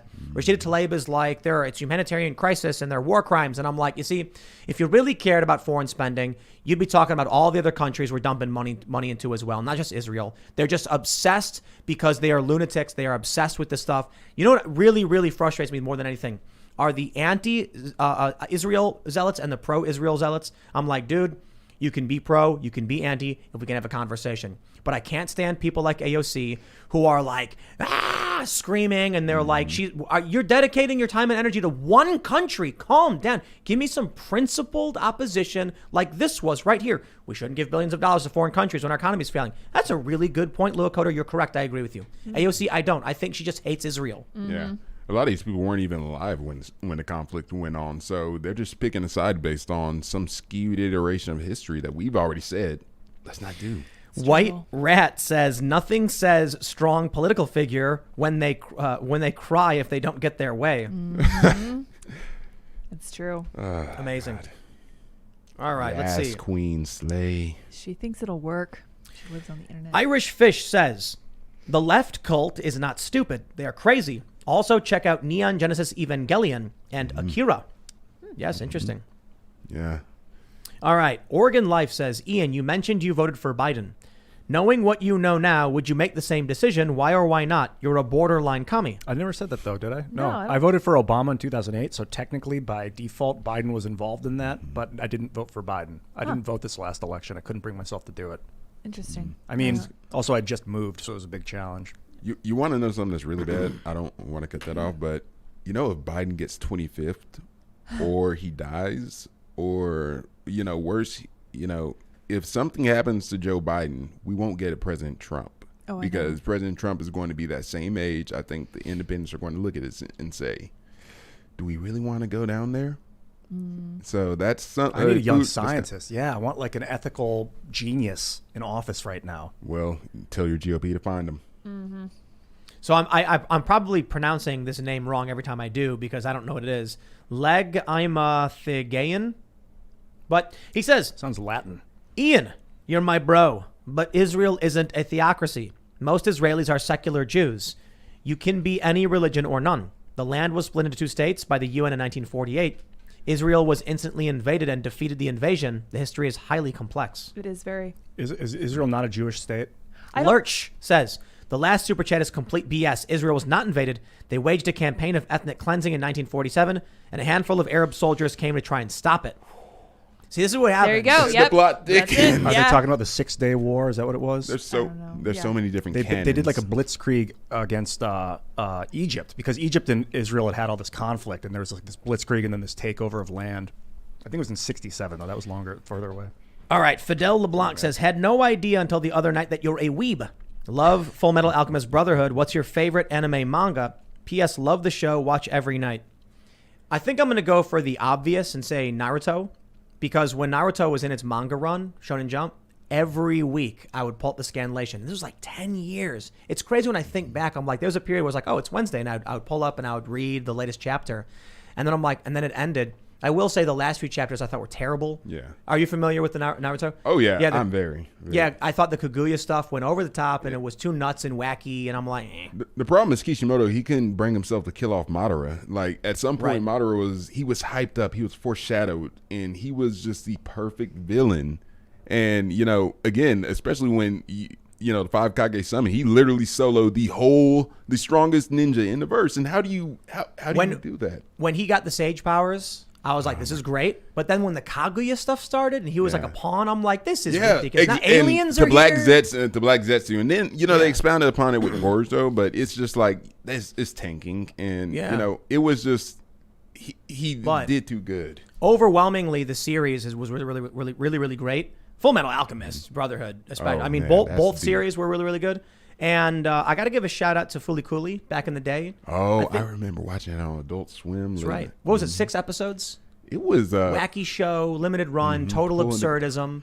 They tried making sequels to it that just don't work. But that is a classic series. And then I got to say, these are really obvious, but Death Note.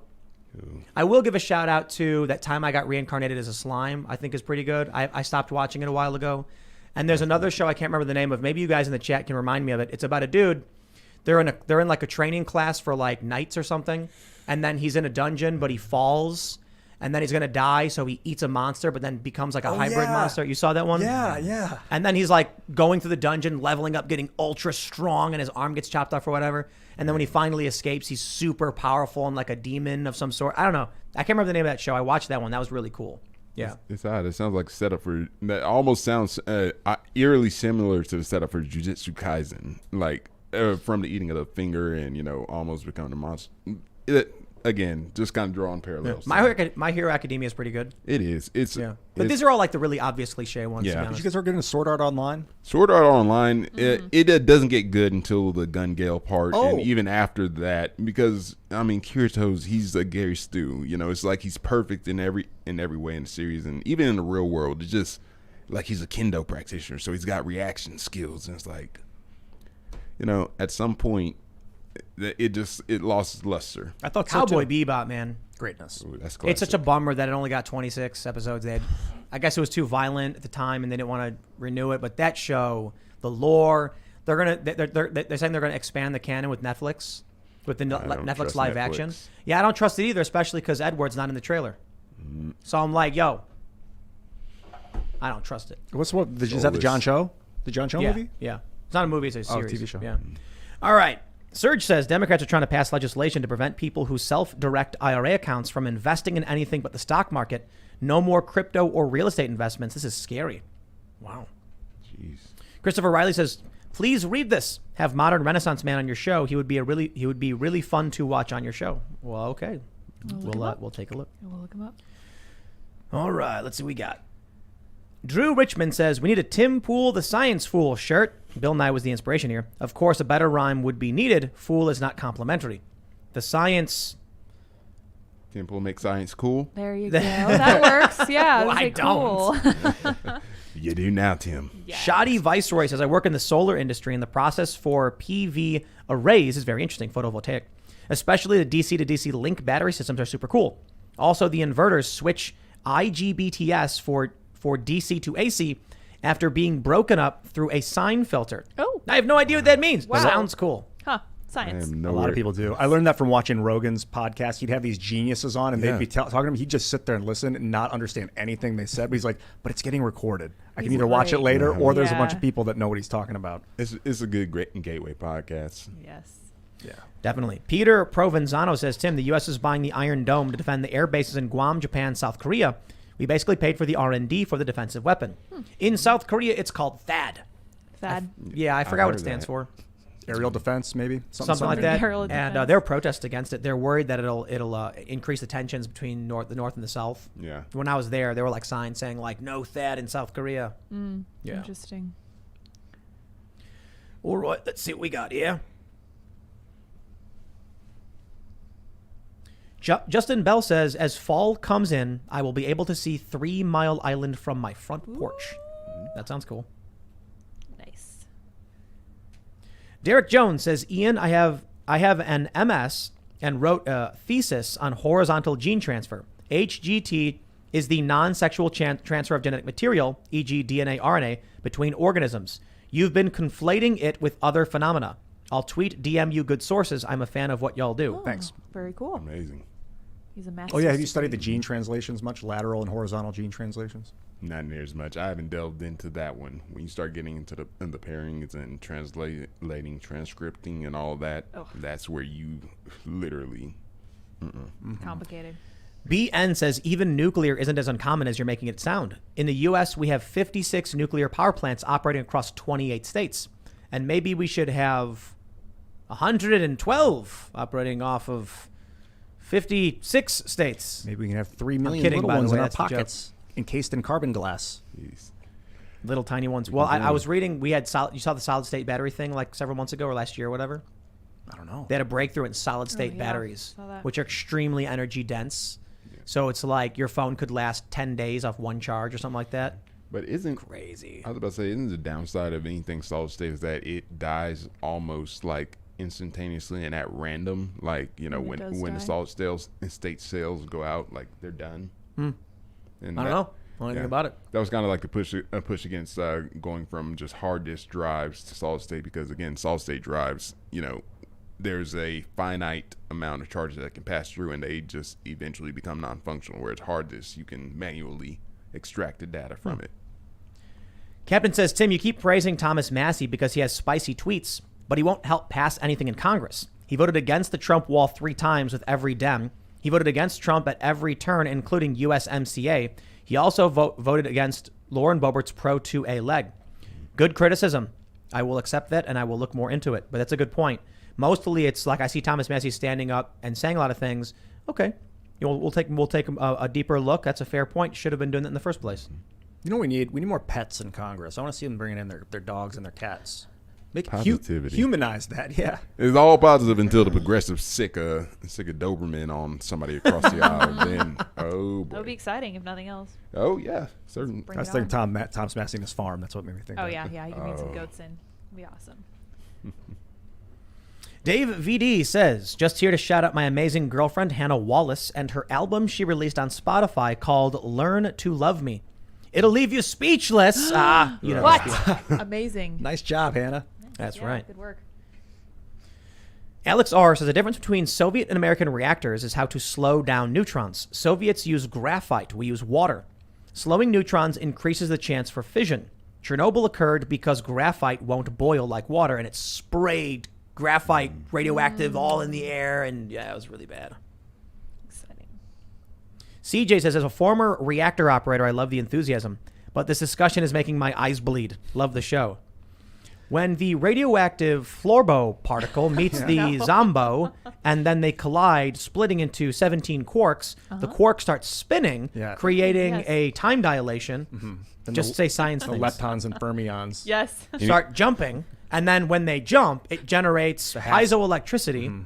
Yes. Let's just say words. Spinners Excellent. half Making spin, science. full spin. But Yeah. speaking about all that, and I don't know the details, but Jack keeps on telling me about it, like CERN. Apparently, something big's happening with CERN, so that might be interesting. In 2012, it did. I'm big into excitons. That's a cool particle. Exciting. Yeah, and you're gonna have to lecture me on this Yeah, for I think sure. that's how you make antimatter. Corn 5656 says, "Hey Tim, been watching since the beginning of Timcast IRL, and y'all have inspired me to get in shape. It allowed me to evaluate my life choices and kick myself in gear. Ian is the best guru. Skulls for the skull throne." I tell you this, man. If you're not in shape, and then you get in shape, it's the feeling is so amazing. You don't know what you're missing out on. Like always feeling good. I gotta say, Flex. I've been looking at your ripped arms. What's your I was about to say, can we pan it? yeah? What's your workout regime like? Oh God, look. Let's just say I'm probably one of the lucky few that won the genetic lottery of not having very many myostatins, so I don't lose muscle, and I gained a lot of this during a long, robust football career. But honestly, I would say for anybody that wants to, at least build respectable arms, high volume. Volume really is king, and if you don't go too high, Low reps. yeah. I'd actually go higher on the reps, only because again you don't want to go too high in weight. You don't want to tear something. When you say high volume, what do you mean exactly? Like lots of rep sets. Sometimes rest pause sets. Making sure it's the final number needs to be as big as possible. Not so much having super dense rep sets. Just make sure that you get to a certain high amount. Oh, okay. Freedom Thought says, watched your segment on dating. Story you read sounds a lot like my situation. Very few matches, and when I do, they rarely message back. I've had a handful of no-shows. Rural living, so the only place is the bar. Don't want that. So there's this viral post from the other day where this woman, she's 33, she said, I was trying to help my brother who's 31 date. He was having a problem with online dating, and I said, you must be doing something wrong, so I'll take your profile, I'll put your pictures up, I'll set it up, and then I'll send out some messages to get things started for you and show you how to talk to women, because clearly you must be doing something wrong. Then she said, I'm totally depressed now. There's no matches. There's no responses. Wow. Women won't talk to me at all. I don't understand what I'm doing wrong or why it's happening. How can men deal with this? This is a nightmare. For women, you get a response every time you send a message out. You get you get massive amounts of matches. You can go through all the matches, and I'm like, wow. I think men don't understand how women have it. Women don't understand how men have it. But I do think men understand a little bit better how women have it than women understand how men have it. Yeah, that's just my perspective. Maybe I'm wrong, but I do think it's fascinating when you get these feminists saying like men have it so much better than women, and I'm like, man, sure? 5 times the homelessness and 5 times the suicide. Suicide, death, and war. 98% of combat death. Look, everybody's got good things and bad things, but I think perspective is important, and I think the issue is one of the ways I've explained it is men have no value when they're young. They have no status, no strength. They're not adults. They don't have muscle mass. So there's like very little they can do in terms of lifting stuff for construction or planning things. So they're just considered less valuable. Women are prime value, this is according to evolutionary biology, because of they can have kids. And I'm not saying it's a good thing. I think, we as a society have evolved beyond just being like we're baser, just reproducing animals. But what happens then is we still have these tendencies from evolutionary biology that we overprotect women because they have higher value than men. And then we undervalue men because they can't do much for society based on, again, evolutionary biology. So things start to invert around 30 when men all of a sudden have wealth and status and career and women, are no longer in their prime years for having kids. These are things that I think are bad we should consider. If you want to take the feminist approach and be like women should be treated this way, you got it. Men shouldn't be treated this way either. So that means we need to make sure that younger men are getting a better shot at things and being treated well. And women, as they get older, are being treated well. Everybody has equal opportunity. However, there are natural tendencies because of human biology. And that what happens in dating, I think the data from OkCupid was that something like the top 10% of men are getting 80% of the women. Yeah. Women don't respond to average men. They have no interest in doing so, and it makes sense. If every guy messages every woman they can, the woman can scroll through and look for the best looking guy and be like him and ignore everybody else. Mm-hmm. Men don't have that option. Yeah, and they've got to pick a litter again. Men have to be the hunters, the gatherers, the foragers, and it's a zero-sum game. If you don't have a woman, then it's not like you're, a new woman's created for you. If you get a woman, then that means that's the one woman that another guy is not going to get to date. So it's, the competition is much higher. I kind of treat it like a video game, man. Online dating is crazy. It's broken. Yeah, it doesn't work. Not right. Like I have no luck online dating, but when I meet women, I have insane. I mean, it's easy. Stick to that. It's the vibe. You can't get that in a picture. It's not that. Video. It's that when you go out to an event, a bar, a market, wherever, where you naturally meet people, people are walking around, and it's fairly 51% men, 51% women, 49% men. And let's say you're at like an amusement park or you're at a music venue, and then you see a woman and you start having a conversation. Yeah, it's because you're like the guy there. You go up and say, "Hey, how you doing?" And then she's like, "Cool," and you vibe. Online dating, literally every single guy is screaming at the top of their lungs, "I want a girlfriend," all at the same time. And the women are just like, let's get out of here. So you have no chance to even say hello. No. Right? So online dating, that's why they did Bumble. Women message first. And so I think that's a smarter move because then men don't spam message women. And the issue then still is, though, the OkCupid data that, ugly and average women still try and message attractive guys. They go high, and unfortunately we go low. I hate to say that, but... All right. Grayson Resident says, Tim, as an investor, please check your facts. Tesla earned $788 million last quarter. Regulatory credits excluded. Good point. Well, take that into consideration, everyone else, and then Google it because I was just saying something I read in an article. I'm not well versed on the Tesla stuff. Dutch R. Jen says, physicist here. Most NG turbines burn gas directly in the turbine like a jet engine. Wow, no water needed. There you go. Helium nuke is 2P2N. Hydrogen is just PD versus H fusion is easier as it needs to make less N. CO2 is what plants eat. The world is getting greener. Oh, there you go. And that's kind of what I said. Again, carbon dioxide is really a problem because we have a system. Human body exchanges carbon dioxide. Plants feed off of it. They produce oxygen. It's a cycle. Nature heals itself. Here's a good, interesting, and new question. Rudy C. Winslow says, Ian, what's your opinion on rights? Do you believe they are granted to us by God? I'm just kidding. Don't answer it. That's a joke. Our family video says, I love you guys, but technology isn't really within your scope. Looks at Ian. Please try to get Isaac Arthur SFIA. You could have amazing discussions on science and futurism, a truly epic crossover. Yeah, I'm going to agree with you. I'm kind of a guy that knows a little bit about a lot of different stuff, and I want to highlight the really important things in society. So sometimes I get a little excited and talk about it a little bit more than I'm, comfortable with. I can't vouch for that. I'm the same way. Again, it's kind of a jack of all trades and kind of deal. Unfortunately, something just goes lacking sometimes, or sometimes you're not as well versed because you're spreading finite time on a bunch of different topics. I try to know enough about it that if I sit down with an expert, I know what they're talking about. You can hold your own at the very least. DJ Madero says, Tim, Sour Patch Lids and Ian, I once sent a super chat that asked you to read Arthur C. Clarke's 3001, specifically the Sources and Acknowledgements, Chapter 7, Debriefing. It talks about vacuum energy and what it means. It also ties into Stargate. Interesting. Vacuum energy. 0 point energy. Dude, the Schwarzschild proton. What is that? It's Nassim Haramehn's paper about quantum fluctuation, vacuum fluctuation, and every proton in the universe is 2 protons revolving around each other at the speed of light. And every proton, everything, he's calculated done away with the strong force. And if you want to, I think he's basically solved Einstein's field equation of a unifying field theory. It's called the Schwarzschild proton. Vacuum energy. We're going to get our energy from the vacuum. Jesus. Yep.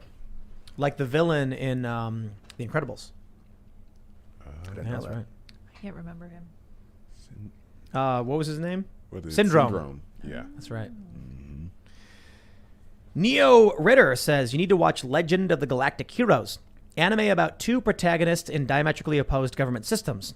One a dictatorship, the other democracy. Watch the OG OVA first. Have you read Death Note or seen it? I got into it at some point, but I think when Ellen Spoiler and Mike alert. met, No, it's fine. We can spoil. Is it 20-year-old show? What are the rules on spoilers? I don't know, but when Ellen and Light met, that was kind of where I just got. It was like holy. Oh, dude, it's such a good show. If you're not familiar, you know Death Note, right? I've seen a few episodes. And Yeah. he switched, and then You get a notebook, and then you write someone's name in it, and they'll die as you say it, as long as it's within the realm of possibility. So this dude basically says he starts watching the TV and then writing down the names of all these criminals, and if he doesn't give a reason, they have a heart attack, because he wants the world to know that criminals are dying of a heart attack. It's not a coincidence. And then L is this world famous detective trying to track him down.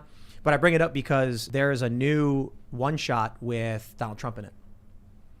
There's a Death Note comic after the series where some kid gets a hold of it and then uses the dark web or something to auction off the Death Note. Now that everyone knows what it is, Donald Trump offers an obscene amount of money for it, like 50 trillion or something, because he doesn't want other countries to get it. Literally, Donald Trump is in it. And then what he does, I'm not going to spoil it actually. It is relatively new, and you should read it because it's hilarious. And it's a good comic, and Trump's in it. There you go. And you can see how it plays out. It's interesting. What more could you want? Mm-hmm. Yeah. Donald Trump, anime, all that good stuff. Got it. We need it. We needed that Trump anime that never came. Poofy says Malcolm is literally swole Doge meme. Yes. Correct. Can we get a pen over here? There you go. There you go. You got know. it. Mm-hmm. This ain't even my QB sacking weight. This is me in a streamlined form. Did you play all over the linebackers? Or did you play in the line? Linebackers and tight end. Although, again, tight ends, I actually got phased out at some point because we wanted the new sleek, fast models that run all the routes and catch. Did you play left, right, and center linebacker? Or just move around? Pretty much just inside linebacker, but also when I started out, I was the outside linebacker. So designated pass rusher, basically. All right. Harvey Slayer says we need journalists like you to create online profiles on every state federal politician and record their political stances, votes, scandals, and overall performance. The people need to be better informed so they can hold them accountable. Is there a website that can show you all their votes? I'm pretty sure there is. Should be a blockchain. Well, I think the issue is that it does exist. I think you can go to congress.gov and stuff or Bill Tracker, but they're not easy. I want to be able to see like a picture of everyone in Congress, and you can click them, and then it says latest votes, and it's really easy to see. And Latest bills, latest proposals, latest votes, latest news articles. And then when they get voted out, we put them into Hall of Fame. not Hall of Fame, just historical record. You Yeah. can go back and look at different politicians and what they voted on, and it stores it. Yeah. I think we just need an easy, streamlined system that does Like that. a smart contract blockchain. And it would tracks have, and we would embed C-SPAN so that even when you go there, you can see active voting. And then we would have staff who watch it and then enter it in real time. I sure wish That'd we be could cool. get Joe Biden's old voting records unsealed. That would be nice to see. Are they actually Some of sealed? the nice, Yes. Yeah, some of the nice, Mummified. colorful stuff. I'd love that. Did he seal them, or were they always sealed? Ooh, that's actually a question. I'm not No idea. 110% sure. Political Defiant got me. He says, name of the anime you spoke of. It's Arifureta. From Sure, yeah. commonplace to world's strongest. Arifureta. I'm pronouncing it probably terribly. Also, if we do go towards nuclear, how do we deal with waste? In fact, what should we do with all the waste? Futurama it to the sun. Yes. Tim, Ian, Lids, and Malcolm, have a great one. Yes, launch it into the sun. I guess the nuclear batteries, that's what I've been thinking about lately. Yeah, nuclear waste. That'd be great. I mean, that nuclear battery idea is like, that's mind blowing. It kind of does away with centralized power grids that we'll all have our own battery. But that's the problem though. It decentralized it. Where are we trending towards? Everything people, the powers that be will never allow that to happen, and you need funding to make it happen. M. Shiba says Obama was in the manga Air Gear as John Omaha. But I'm pretty sure in the Death Note one-off, it's literally Donald Trump. Call By Donald name. Trump in the presidential office saying, I want to buy the Death Note. It's I'll just tell you this. He doesn't get it. Wait, don't spoil it. Oh, no, I think he does. I think he does get it. I don't remember, actually. All I know is it would be amazing if they actually did a one-shot where it's Trump with the Death Note. Oh. Well, Oh, man, that would be a great skit where Trump's sitting there like by himself in the Oval Office and he's like, Joe Biden is so awful. I'm going to write his name. Hillary Clinton should be in prison. That's her. What's got to happen is and then he can manifest things other than just dying. he gets the Death Note and like lightning strikes and he cleaves into two realities, one where he becomes evil with the Death Note and one where he becomes just. Dude, That'd be cool. Speaking of the two realities, man, I'm still mad that, somewhere off in prime timeline Earth, President Alex Jones is sending his Secretary of Defense, Michael Malice, to negotiate a treaty with China. And we're missing that. That's Prime Earth. That's So probably rude. prime Earth. I'm sorry, we're Clowniverse 443. So, yeah, we are the Clowniverse. I don't know. I think we were in Earth Prime and then the Large Hadron Collider, turned on in 2016 and caused, Earth Prime to shake and jostle between, some alternate realities. And I'll tell you this. It wasn't that there was a clean jump to another reality. It was like all of a sudden a bunch of realities slammed together and random particles mix. So all of a sudden it's like you have a little bit of random everything. Republicans become Democrats. Democrats become Republicans. Trump gets elected. I DuckDuckGo'd Yep. 2012 CERN, and the first thing that came up was, sorry, but we accidentally ended the world in 2012. Nice. No, but There you go. oh, that's crazy. I'm sorry, but think about this. the Though. LHC and scientists What end if the world in 2012. What if everybody's actually living in pocket dimensions I and knew Democrats are actually living in a dimension where COVID really is as bad as they think, and we're in like the real, and we're like in a different dimension where COVID's actually not that bad, and we're all free, and then like what if there's like this whole the holofractographic universe? That's another Nassim Harriman theory. This guy's a genius. We should do a spoof of What If. Have you guys seen What If on Disney? Oh yeah, I saw it. The Watchers watching all these different universes.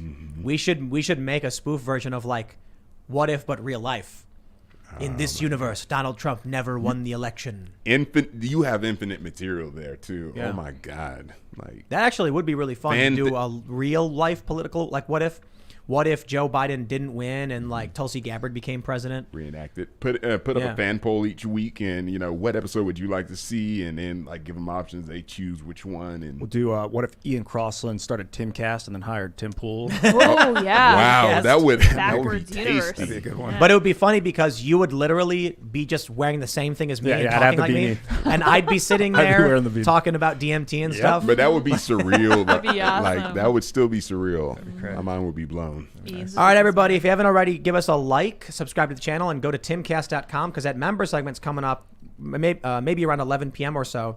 But thanks for hanging out. Share the show with your friends if you like it. You can follow me at Timcast basically everywhere. You can follow the show for cool clips at Timcast IRL. Malcolm, you want to shout out anything?